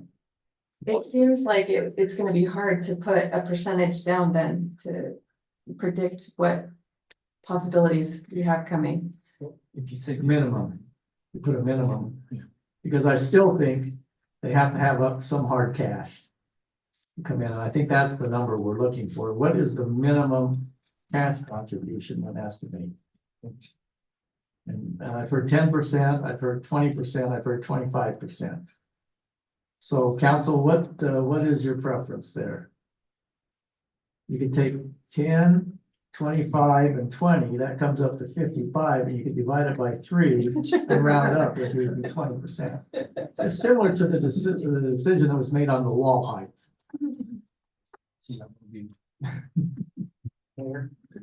Council, would somebody like to make kind of a motion here? Oh, a motion. So my motion would be, there's nothing we need specifically by way of numbers or anything, right, John? We're just kind of collaborating and, you know, saying, There's a motion here to approve the RDA grant program letter, okay, and John's asking what you want to change in the letter. That's the, item number 10. well, I would say then that I would move that as part of the letter that we include a minimum of a 10% down to maybe a maximum of 30%. But that percentage and our contribution is weighed on the biggest return, the biggest ROI project. Okay, so your motion is a 10% contribution minimum. Maximum 30.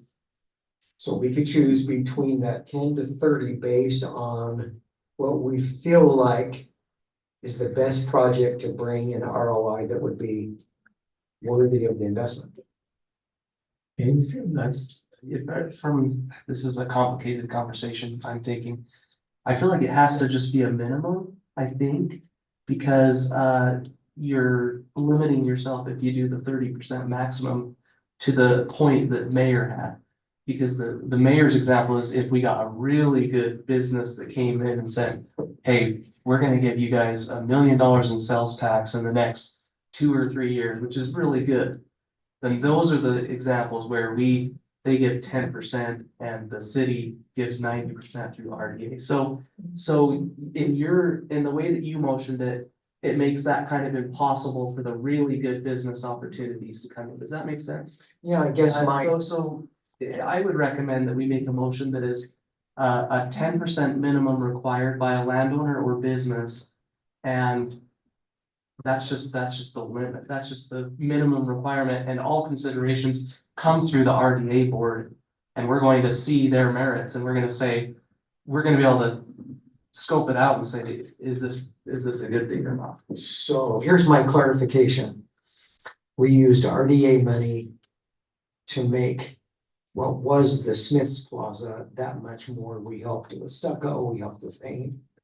So I'm not thinking that we're going to be bringing in a business as much as we're going to maybe upgrading infrastructure, upgrading the appearance of the building, whatever may be the case. And I just know that the 10 to 30% idea in my mind, there may be a business owner, a landowner, business owner that maybe doesn't have the 30%, but perhaps their 10% will then generate an ROI that would make it a productive decision.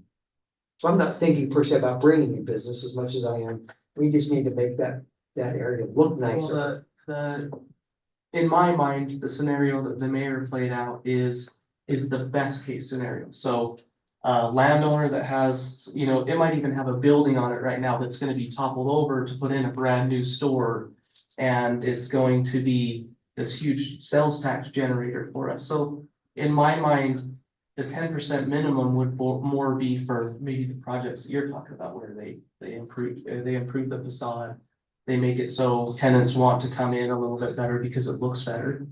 And then if the city went up to the 60, 70 or 80% participation level, that's because a store comes to us that is like a good brand and a good opportunity that we have high confidence based off of the data that they give us and based off of just the little knowledge. We're not all professionals in that, but in the knowledge that we would have that business would be successful. Yes, and the other thing is too, if you put a 30% limit on it, for instance, wonder if somebody wanted to do a project that improved the city but didn't generate revenue, they could put in 50%.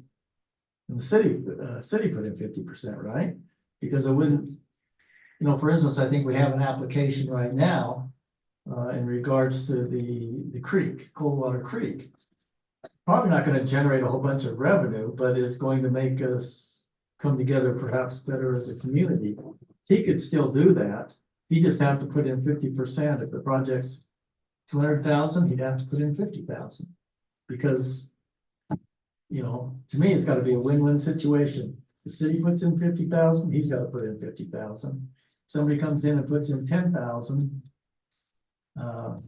They've got to generate 100,000 project. They got to generate $40,000 in increased revenue to get to that 50-50 threshold. Maybe that's how you explain it. 10% minimum. And then how you get to that 50% is up to you. Yeah, they've got to show that it generates, because I think the point is, we want to help these, but it's got to be a win-win situation for the city. That's our job as a council, to make sure we're properly utilizing those funds. So in your example, if we say between 10 and 30, and they don't generate revenue, they'd have to put in 70%. Under this situation, they'd have to, Well, I think attaching like a percentage is gonna be kind of difficult because everybody asks for Trader Joe's, everybody asks for a nicer restaurant. If we were the kind of city that could support those kinds of things, we'd already have them. So I don't see it's bringing in a huge sales tax business. I see it's just trying to go back and make it look a little bit more beautified and. To me, then I don't think we have to be giving them the money. It's because the whole purpose of RDA money is to generate revenues for the city. That's the whole purpose that money was given, is to generate the business district. Correct me if I'm wrong, John, but isn't that the purpose of RDA money? Yeah, it's to generate revenues through sales and property tax for the taxing entities. Yep. And the cities, yeah. In So to particular. me, if they're not gonna generate any more revenue, either in property tax or sales tax, we shouldn't be giving them the money unless they're willing to match the city's threshold of 50-50. I guess my point is I think it's hard. Is it hard to put okay, if you do this, you've got to show us that we're gonna make a 40% rate of return. Well, it's not a 40% rate of return, it's just equalizing the money, but I'm sure somebody's not gonna want to put in a bunch of money if they don't have a feasibility study that says by putting this money in, They're gonna get something. they're gonna get something. And also, there will never be a guarantee that a certain business will provide a certain amount of sales tax, so It's just they're a gonna give, projection. they're gonna give us the data, they're gonna give us the best information that they have, but we would never be able to hold them to an actual number because it's just, that's impossible. As I understand it, it's pretty hard for us to dig into the individual sales tax amounts. Like we couldn't go and see it. Well, John, could we see how much Smith's generates? I think it comes into a certain area, so we wouldn't be able to exactly tell. You can't. Sorry, and I can't either. So there are certain people the state authorizes that knows that information. Yeah, so that's what I'm saying is we're just gonna be making the decisions to the best of our abilities On the data. and on their feasibility of the data, and no one will be able to guarantee what it's gonna be. We're just gonna be making the best decisions we can. But we do have a motion on the floor. Well, You it's want to just proceed with that? Well, now that I think that we've collaborated a little bit more, I think I see a little bit different. I was just simply looking at what we've done with SNES. And so, I was looking at this kind of more as a beautification project. You can't And beat it. it can, if it's gonna be, we can make it look better, and that way we have more businesses, but I don't see us bringing in Trader Joe's because we've No, kind of I agree. made the South area look nice. Somebody can beautify it if they want to put in 50% of the cost. And city match the 50%, they're still do beautification. So would that beautification then make what we were hoping to get back in ROI? Don't have to because they put in 50% cash. Okay. I would suggest that we don't limit it to landowners and business owners, but maybe call them investors, because it could be someone new coming in. No? No. Okay. And- It's kind of like that, 'cause you're kind of closing that. John, did you have a comment? Yeah, and the way that, from the. Yeah. The John? way that we've kind of written this from the staff report is, we want to do it as a letter of interest, so we'd send these out and it kind of says, hey, by August 1st, let us know if you're interested.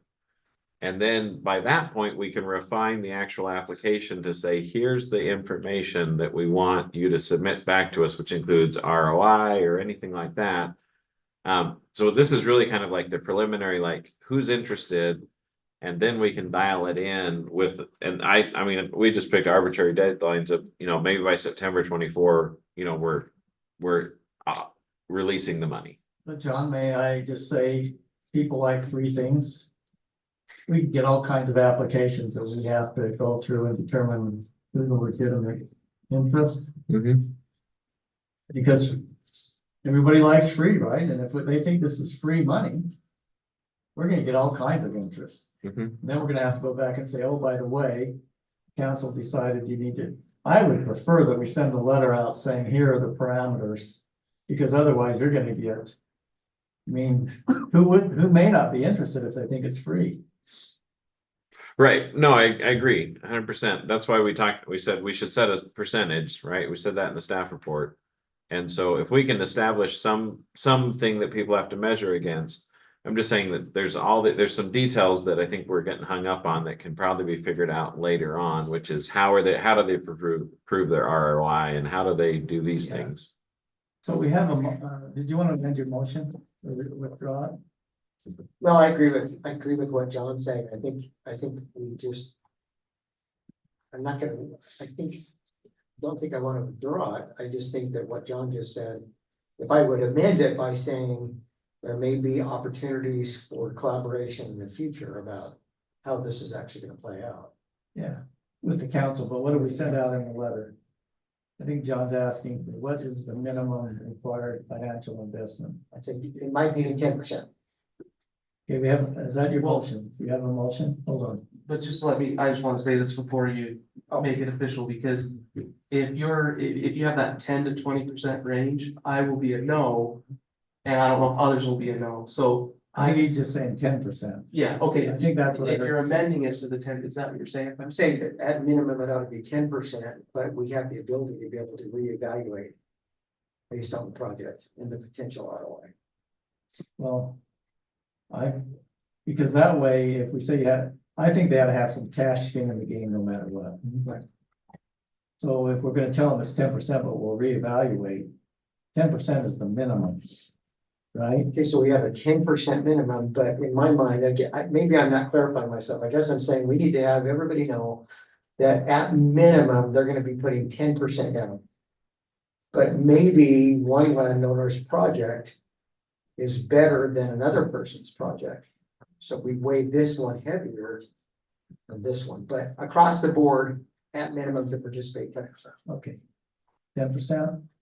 Council, we have a motion on the table to require a 10% minimum cash investment in any project. Yes, and I just want to clarify something first before we. Councilmember Dalpez. I wanted to add, because I think Scott and John have some really good project ideas that were listed in the document. But I noticed that there's at least a couple to a few vacant buildings within the RDA area that they're probably not going to move anywhere anytime soon, because they don't have a vision for what it can be. So a good example is you might have a house that's sitting on a busy corridor that is zoned commercial currently, that is in the RDA zone, that if they just demolished the house and made it a workable lot that someone would want to buy, because it costs a lot to demolish a home. It might cost $50,000 or $100,000. So I think it would make sense within that document to put one of the suggestions being, is it there? Is it in there? Why didn't you stop me sooner? Well, because I was trying to see it. Okay, because I saw the bullets that you had on the screen there, but going into more detail, it's there. So Scott, it's there, right? Okay, Yeah, we have a building to ensure sound, yeah. thank you. I need to stop talking. I was just trying to see. I think they're- We do have a motion on the table to. I'll second the motion. Thank you, Councilmember Watson. Any further discussion? Just, so when it's business owners, investors, is that another motion that we'll do? To who it goes to? The overall. We can send it. I think we had talked about that, and Okay. that'd be fine, yeah. Alright, so I don't think it Okay. needs to be clarified, no. okay. Okay, any further discussion? Okay, let me just go. Councilmember Severing, you okay with that? Yes. Councilmember Alpas? Yes, Councilmember Fulber? Yes. Councilmember Watson? Yes. board member. Board members, thank you. Thank you. We're still council members, serving as board members. Okay. Then the board has unanimously said, John, to put 10% minimum investment in there. Okay, perfect. But I think the letter does need to say that's not all that may be required. Yeah, we'll say Clarifies that. the higher percentages will be weighted higher, Yeah. more heavily. I just don't see the city putting in 90%, somebody putting in 10% just to be good board members. Okay. All right. Then I would be looking for a motion to adjourn the RDA meeting and reconvene in the regular city council meeting. I'll make that motion. Thanks, board member Watson. Does it have a second? Second. Thank you, board member Pulver. All in favor of adjourning the RDA meeting and reconvening the regular city council meeting, please say aye. Aye. All right, thank you. We're now back to our regular meeting. We're on item number 12. Scott, you want to direct us on this? This is action for the purchase of that little strip of property. Yep, thank you, Mayor and Council. Sorry to be so antsy to speak. It just felt weird. I hadn't talked yet. So I had to get here All good. and- All good. So hopefully this is an easy one. Happy to answer any questions that you have, but as my, one of the roles that I have is property management for the city. We were contacted by Weber County on a piece of property that the county owns through delinquent tax sale, and they would like to give it over to the city. It's a little hard to see on this map, but it's actually, by the Weber County plat maps, there's two triangles, and this is a piece of property that's nested inside the two. It was taken over by delinquent tax sale for $308 in 1996. This area off of 300 East, north of Alberta and west of Washington Boulevard is, North Ogden City already owns a parcel. It's a future road right of way back to develop that parcel.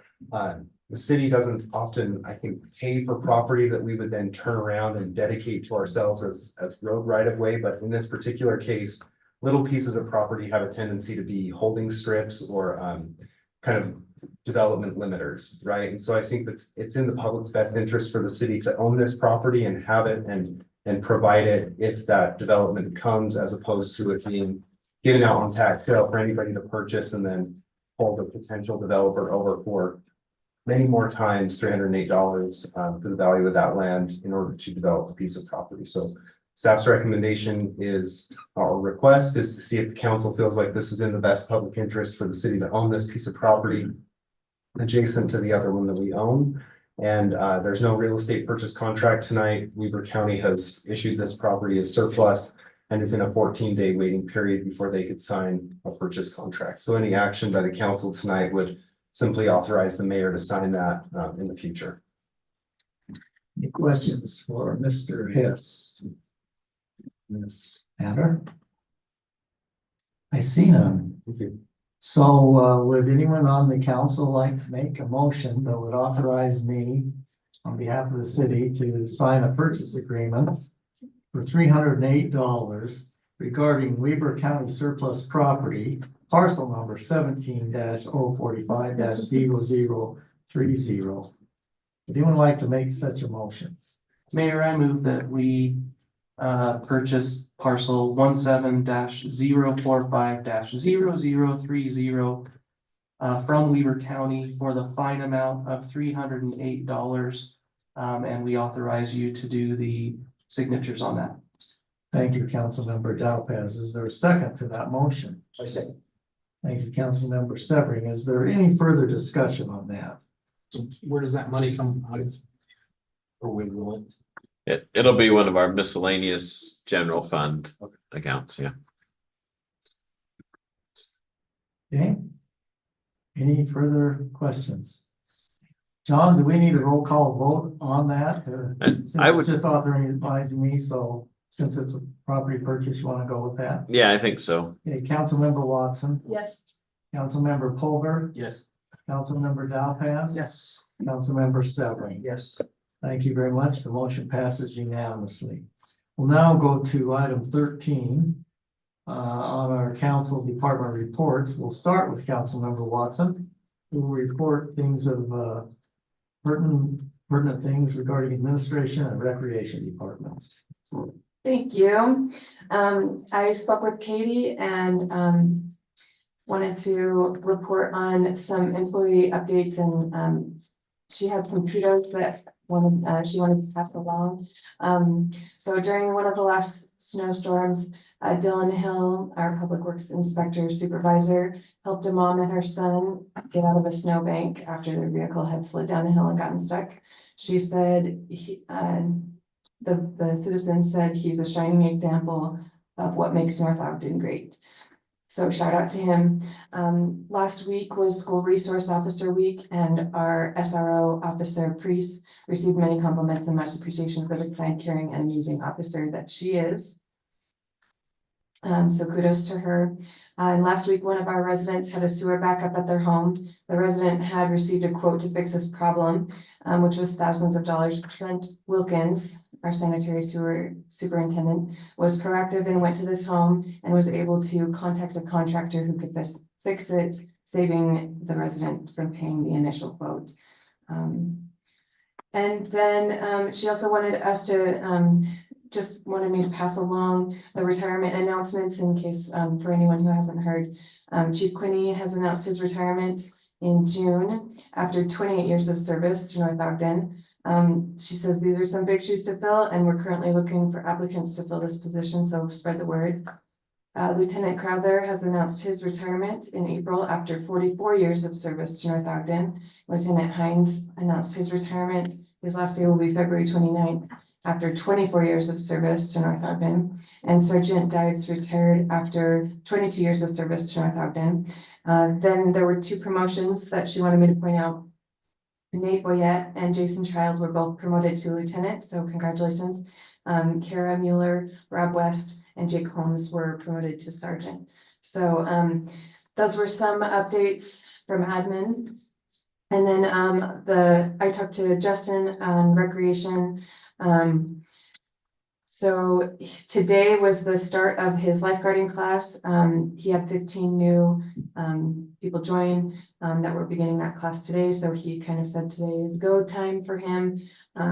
He's been preparing for quite some time for this moment. So there are a change to one change to our recreation is that we're no longer going to have movies in the park, but are switching to 2 flick and floats instead. So similar platform there. And obviously the prices have updated to the pool. But swim lessons are opening, registration's opening on April 1st. So for those that are looking for that, that's coming soon. And that's all I had to share. Thank you, Councilmember Watson. Move on to council member Fuller.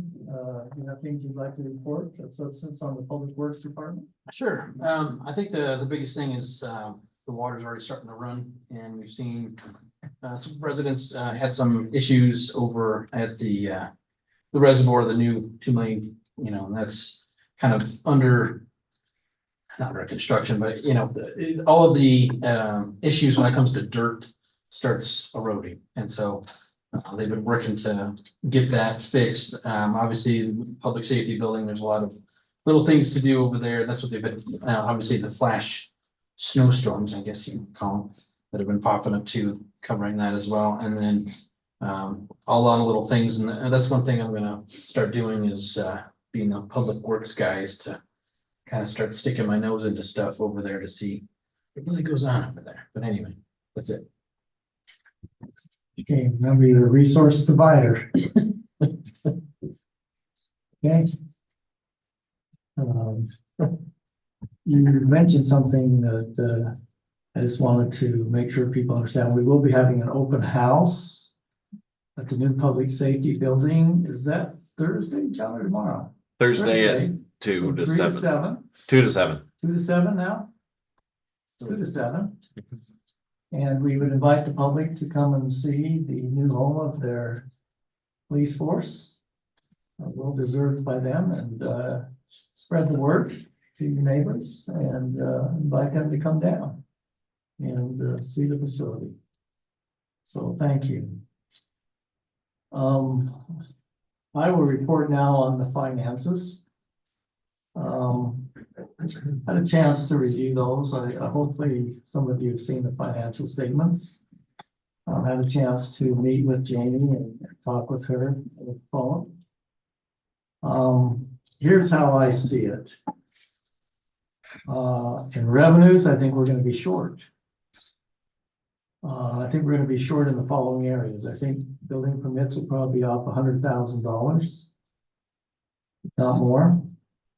Our projected recreation revenues will be off, looks like about $30,000. Our public safety impact fees, which have not been implemented yet because the study's not done, will probably be $35,000 short. However, the good news is that our excavation fees are already $70,000 over the entire year's budget, so I don't think we'll be refunding any of those, so at least we'll be 70,000 ahead. So I'm estimating we'll be about $100,000 short in revenues over the budget. Expenses. I think we're going to be probably about $102,000 over budget. The breakdown on that is we had some high number of retirements. We knew we were going to have some. The city has a policy, like most cities, that upon retirement, not termination, but retirement, depending on how long you've been here, you can cash in a certain amount of your sick leave. We budgeted $90,000 for that. The numbers come in at $170,000 and paying out sick leave. So it'll be $80,000 over budget there. Our health insurance adjustment came in higher than we thought, which I think is probably not unusual based upon the condition of healthcare these days. Came in $22,000 over budget for 6 months, resulting in estimated over expenditures of $102,000, which $80,000 is the retirement situation. So with $95,000 or $100,000 short in revenues, and $100,000 over in expenses, I anticipate that we're probably aware of $200,000 in regards to budget. Now, there are some potential saving graces there. Our sales tax, if it just even comes in at budget for the rest of the year, right now we're at $140,000 over budget. I'll show you the sales tax situation here in a minute. There's no assurances that it'll even come in at budget, but I'd say there's a pretty good probability that it'll at least come in at budget. So we potentially have $140,000 to offset the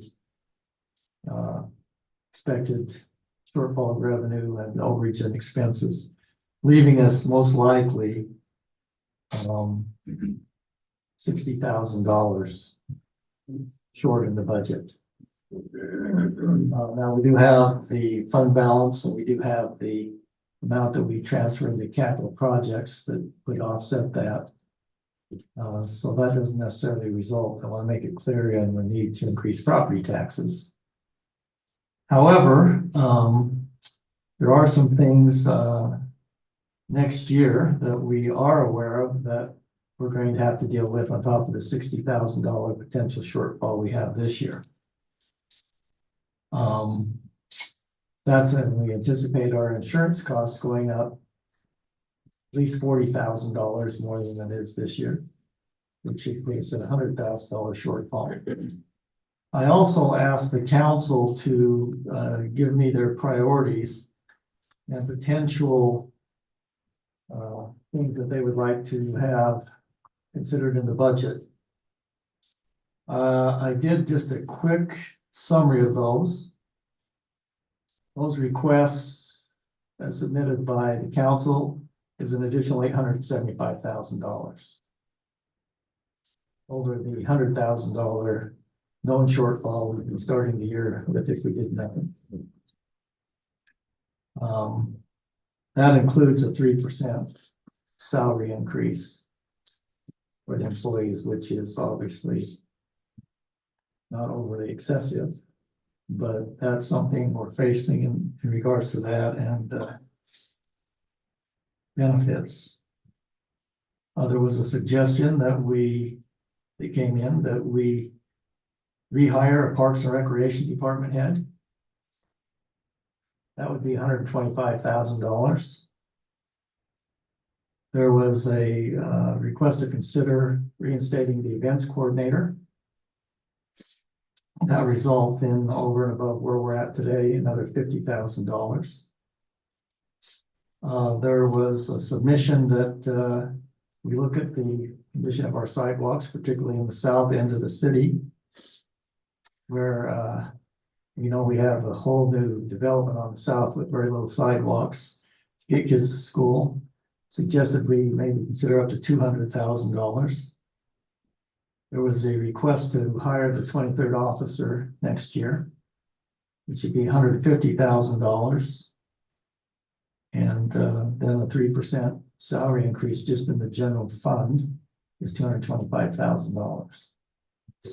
So the council is going to have to deal with a shortfall of $875,000.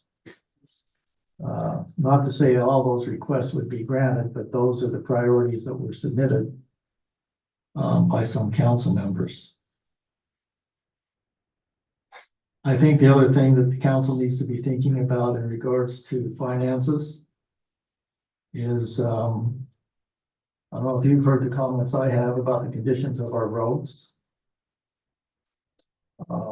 B&C road funds are not adequate to condition our roads to where the residents expect them to be. So the council is going to have to probably wrestle with the fact of the transportation utility fee. It was ruled could be a fee if properly instigated. We've done a 5-year projection on our water rates. I believe that was $4 per month per year for 4 years to cover the expected expenditures in the water. In solid waste, we know that our contract's coming up soon with Republic. Right now it's limited to 4% per year, along with tipping fees. That probably is a $3 to $4 a month increase. And then the sewer, I can tell you the sewer district has already approved a property tax increase to the residents and an increase in their fees to the cities that are passed through the residents. So that is my report, just to give you some insight. So you can be thinking about budget as we go forward. And some of the things that have been requested, not necessarily demanded, but requested to be looked at. There's a few others, I just listed the main ones there. So that's my report on finances of where we're at. And some of the things we need to be considering as we head forward. Now, John, if you would pull up the sales tax graphs and report. You can see from that right there that sales taxes are basically bouncing all over the place. We were all excited when we had, is that a 16.47% increase, John, in December? 15.43. Yeah, You 15, guys could see better than me, 15.43. We were all excited. yeah, November, yeah. And then you get the sales tax that we received in February for December, it's down over 10%. Right? So you can see it's just kind of bouncing all over. But we are $140,000 ahead of what we budgeted. But I think, you know, the state has indicated what they call a socks and underwear budget. Their projections were off. Had a shortage in income tax. So who kind of knows? It seems like the economy's staying strong, but it's bouncing all over. So something we don't have control over.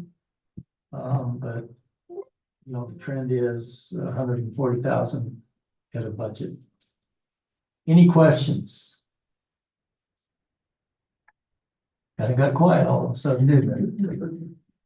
Councilmember Dowpass. Quiet because we're somber. No, Decisions to be made.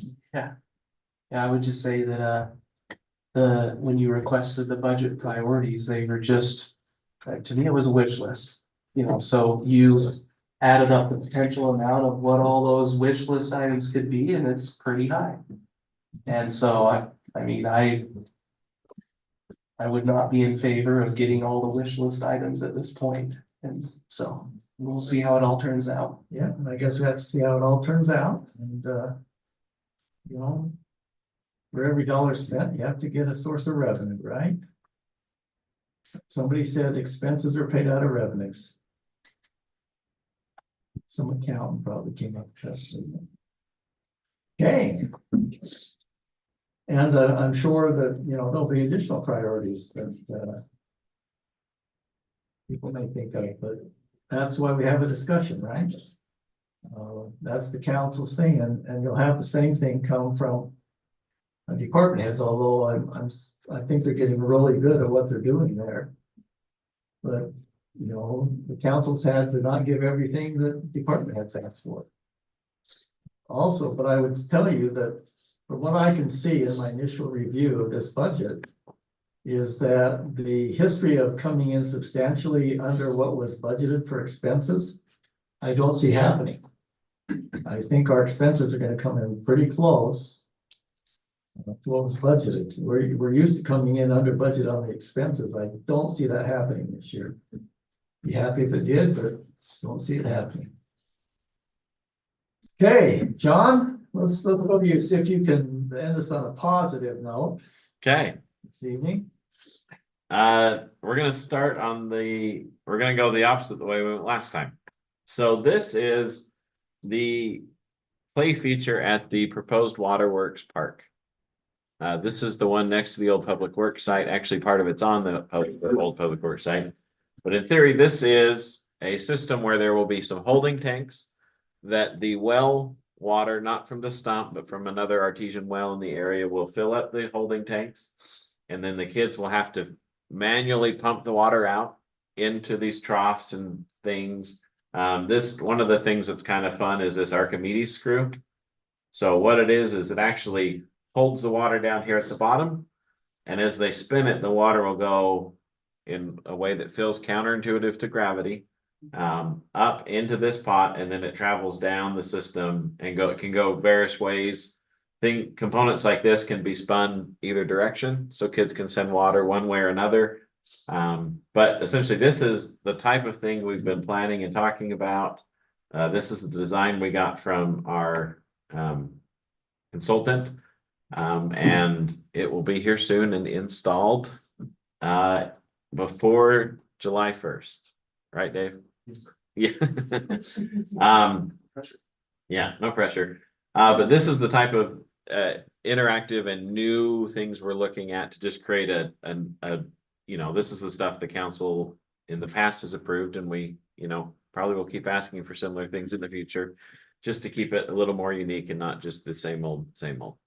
And again, that's to remind, this is part of that from the last council, the focus on parks, rec, and the infrastructure improvement to fix and upgrade the parks from we're not kicking the can down the road anymore. Is that the right way to say it, Mayor?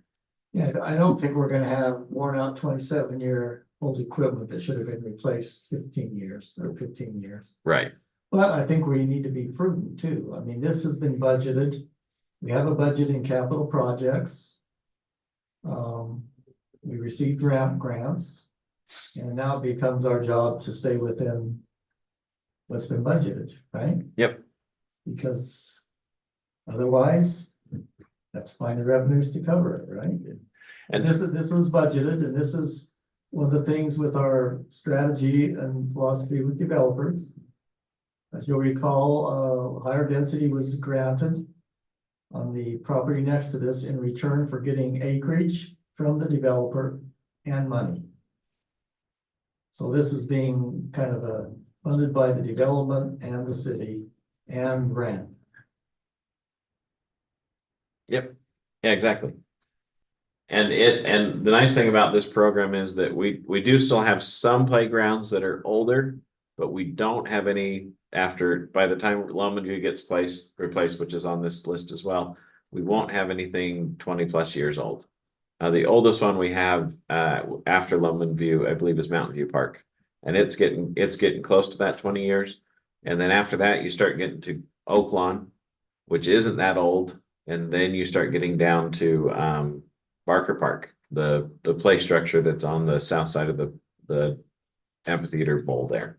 I think the important thing, John, is the council has put in a program to make sure that this doesn't accumulate, and then all of a sudden we have to figure out where to come up with the money. This is looked at as part of our future planning, and we have a rotation situation in place, and we have a way to fund it. Yeah. Yeah. The next project is the water reservoir, which is completed. It's been leak tested and serving a home near you soon. So that just as a reminder, that's twofold. One is just water storage. So if every well in the city dried up, it would help us extend how much water we can use. But it's also a fire storage. It's a fire safety thing. So if something catches on fire, they pull a lot of water through those fire hydrants. And this storage capacity provides a lot of safety for the southwestern, well, really the south part of the city. But we also do have the ability with our system to move water around the city with pumps, which is really nice and a very fun and dynamic system. The public safety building, as the mayor mentioned, open house Thursday, 2 to 7. And we plan to move in the next week. And so we are coordinating that. Nate was helping me fix some shelves over there today. We kind of figured out that the installers did something backwards, and we solved the problem, and hopefully we can get that one done. But you will see those on Thursday. Exciting stuff. The North Ogden Plaza is kind of tied up into the RDA discussion. We expect that there will be business owners in that area. Some people call it Kurt's Plaza or King's Plaza. The businesses down there prefer to call it North Ogden Plaza. So just as a reminder, but we expect some of those landowners to submit letters of interest and then ultimately the full applications for funds. That's moving forward. Lomanview, I mentioned the playground is ordered. It's on its way. We will do the demolition, removing the old equipment. It will probably require, there is one tree left standing just to the south of that playground that is diseased and needs to come down. It'll come down. But we have talked about reestablishing some shade trees and stuff around the benching to keep the that uniqueness of that park going. And then the pickleball courts, they should be starting the concrete prep on Monday. So the pad's going in, they'll pour the concrete, then it has to cure for 30 days and then, or 45 days, and then they can do the top coat, which is the seal. One thing that has come up as part of that is, again, we heard in the past concerns about the neighbors with pickleball. We're trying to address it, and we've added some additional things and we're working with the neighbors on ways to help improve. And even offered some consideration for if they would like to put up some fencing or things, how we can make that work. And Eric has been really good on trying to find acoustical barrier trees. Now they won't eliminate all the noise because sound is hard to control. But if they do help block and reflect noise, hopefully in the directions away from the residences. The nice part is we have 3 or 4 homes that are close, and then as you go north, there's not homes within plenty of distance for the needs of pickleball. And then the detention basin, the big exciting one, the 2550 basin, we are in the last 60 days. Everyone has done all their stuff. The environmental stuff is done. Checking with the local tribes is done. We are now at the point where we've got the agreement signed that the council approved. Pineview signed it, and it is being sent off to the national office to see if they will sign it or if they want to wait an additional 30 days. So we should be in the next 60 days, have signature and be moving on to the design phase. Design phase is 6 months. So my timeline puts the design phase finishing up in October, and then we would go out to bid for construction in the spring of next year. It is a federal project and things change, but that is one that will really help the financial impact of the city. And as soon as we get that construction money approved, so after the design money, we get construction money approved, then we can actually start working with the folks who are purchasing that ground from the city to get their design in, get their moving, because we can have everything moving at the same time. And so they can come online or they can fill in the old basin as the new basin comes online, and there's not going to be a delay, which will help with property sales tax and some of those things that will really help to, I don't want to say fix the issues like we talked about in the budget, but it will help create a buffer that will make the city's economic system a little more robust and make your jobs a little easier for a little while. And and then we do have a major piping project that we just approved. It's $1 million worth of water line replacement. It's actually, the plan is to span it over the 2 years. And so, but we are moving forward with that. It's an exciting project. We've actually found a lot of success in the water lining and the tracking we've been doing to where we're actually having less leaks than we used to have. There was a while there where people felt like we're having more leaks than we ever, it's because we were advertising on Facebook. But again, to put it in perspective, I think in December of 1 year, we had 26 leaks. I think it was the peak. Typically now, and that wasn't that far out of what we normally would see, 15 to 20 was fairly normal. And now we're down around, this last December, we didn't have much. I'm going to jinx us. I'm sorry, Mayor. We're past December though. Yeah. But when we looked at, we were down around 8 or 9. And the reason the cold months are so hard is the ground freezes and things shift and move. And we usually have breaks more in the winter than we do in the summer. So John, I have a question. Yeah. The $1 million project is spread over 2 years. I'm assuming 500,000 was in this current year budget. Yes. So are you committing the council to another 500,000 before the budget process? Not the way the contract's written. So they understand the parameters of, they need that this much is authorized for this year. But we bid it together as one big project to help. It saves us on cost quite a bit. I understand that. I just want to make sure you're not committing the council before they budget and approve the budget. Because sometimes when you bid that out on a big project, right, they bid it on the fact that they are going to have the whole project. Right. Just checking, Yeah, just checking because, you know, the council may come back and say, give us more information or what do we need on that? You know, where's the revenue coming from, for instance? That type. Yeah. Not to say it's not a good thing, but just want to make sure you're not committing the council in advance. okay. Okay? All right, is that it, John? Those are the projects I had on my tracker. All right. I just wanted, before I ask for before we go to public comments. I think last council meeting, we talked about the retirements of two of our lieutenants and one sergeant and the promotions that took place there. I think I'd be amiss if I didn't mention and thank Chief Quinney for his 28 years of service. Being a police chief is obviously not easy. He has sacrificed a lot for the city. I know he cares deeply about his officers and just wanted to acknowledge his contribution to North Ogden City and the good man that he is. Nobody's perfect by any means, but I appreciate his service as a chief for 5 years, John.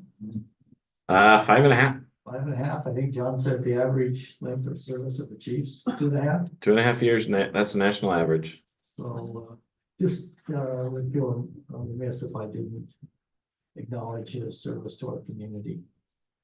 Okay, we'll now go to public comments. Once again, if you limit your comments to no longer than 5 minutes. If you'd like to comment, step up to the podium, state your name if you're a resident of North Ogden, and we'll go from there.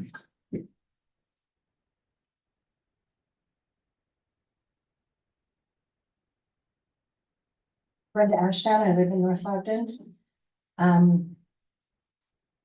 Since the water conservation lady talked to us, I'm gonna play devil's advocate and talk about this water park. Is that artesian well, where would it go if we weren't using it for the water park? Do you want me to answer, Mayor? Yes, sir. So the nice thing about that water is it actually goes into the 2550 basin to help recirculate and keep the water from getting stagnant and moving when the Pine View's not pulling water in and out. So it's going to be reused and used twice, and more than likely actually end up being sucked out and used by Pine View. Thank you. My opinion on the RDA 50/50. Have them apply for it. I don't like the 10/30 because obviously if they're applying for money, they think their idea is very important. And if you're coming back and say, oh, we're only gonna give you this much. For me, it would be, well, why bother if this isn't something that the city is gonna think important? I believe RDA money was used to redo the face of the stores down here at Smith's by Ace. I don't remember any requirement for them to have an increase of sales tax. It was just done for looks. Anyway, that's just my opinion. I think that the business should be or the owner should be as invested as the city when it comes to beautifying or fixing or even building a new store. I also would like to publicly thank Chief Quinney. He is the best police chief that I have ever had the opportunity of dealing with. He's very kind, very compassionate. I hate to see him go, but I wish him well. Thank you. Anybody online, John? No raised hands. Looks into it, is gonna come behind me. Kevin Burns, North Ogden. I wasn't gonna say anything, but kind of forced my hand a couple times, sorry. So I'm gonna clarify, John, with John's statement, ramp does not require a 50/50 grant for the ramp applications, but you score more points. The more money you have, you score more points. And so just wanted to clarify on that. And haven't received any money this year from ramp. that still has to go in front of the county commission next week for, it's a recommendation at this point for 222. Just clarify so I don't get in trouble. That's why I didn't text you, Mayor, because we haven't officially received it yet. It's a Nice recommendation. nice cover, John. I've never seen the commission turn it down. You have that way I'm called. just saying, so, presenting Monday night at Waycross. So very excited. I'll be there. Me too. Your housing proposal that you talked a little bit about for first responders and teachers and stuff like that.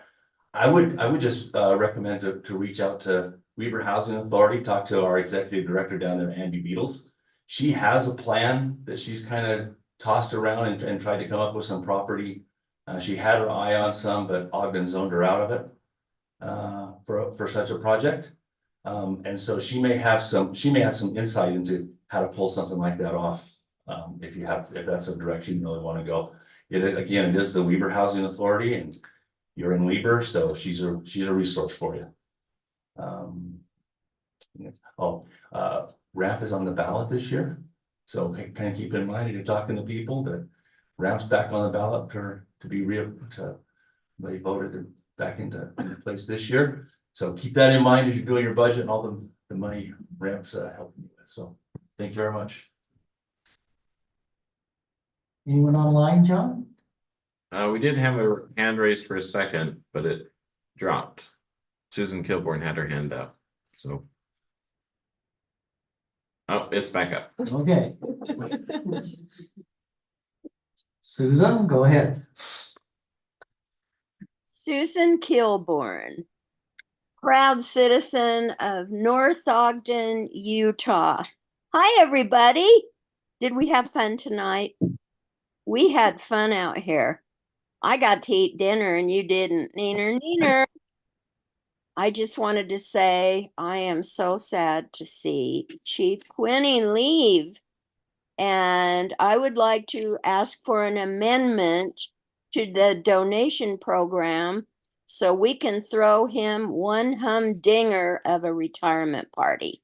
And if you need somebody to plan that, I know a fun gal who costs literally nothing but smiles. And quit laughing, you guys, because I can see your faces. We're just smiling.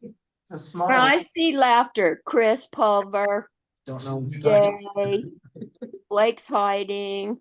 Christina's going, what the heck? Susan, it's because we love you. Oh, I love you guys right back. 92.3% of the time. That's pretty good average for Better than zero. for conservative. Okay, I won't go there. Never mind. Have a good night, everybody. All right, Susan, thank you. Anyone else here like to make a comment? No one else online, John? How many do we have online tonight, John? We had as many as 7. We are currently at 4. Warm out. There you go. Okay, Carrie, Question. come on up, step up here, give us your name and if you're a resident, and we can help you. Harry Wainsgard, 1322 East, 2400 North. I just had a question on the detention base, and I don't have a lot of information on that. Don't know much about it. But the last council meeting, there was a comment made that once that's completed, North Ogden will take over the maintenance of that in perpetuity. Is that correct? 99 years. So I was thinking about that, and if you take a look at ponds, I don't know if that's what it's gonna end up being or not. But the worst pond that I think about is the one down at Lagoon, and just what that looks like. The other one that I've noticed is Buse Pond in Ogden, and if you walk around that, the trails are nice. But boy, as I'm walking around that, I sure wish I had my 22, because I'd have a lot of fun shooting rats. It becomes a home for rats, gnats, and mosquitoes. It's muddy, it's dirty around the pond, not very appealing. The other one that I look at is the pond up at Weaver State. And how many times they have to clean that, and the ducks and the geese and, after they clean it, it's really, really nice, but it doesn't take long to work. It doesn't look nice. And then also the 20th Street Pond, if you've driven out on 20th Street and you take a look at that and, you know, the contamination that takes place out there. So I just hope as you're preparing that pond, if that's what it's gonna end up being, realize that there's gonna be some challenges there. And it may end up costing quite a bit of money to keep that maintained. I don't know how much Pineview is gonna pull out of that and how oxygenated that's going to be, but it's a great idea, but it could end up being a albatross. Just a Good comment. points. And John, I believe the water underneath that is Pine View. I believe the water. Is it Yeah, circulating? their preliminary estimates are they will drain that pond half of its capacity every night as they water. So it'll kind of be regenerating, but there's still, you know, geese might like that place. And ducks and Ducks. rats and So, okay. good points. Thank you, Carrie. Anyone else this evening? Seeing no one else, I would be looking for a motion to adjourn the meeting. Motion to adjourn. Thank you, Councilmember Watson. Meeting is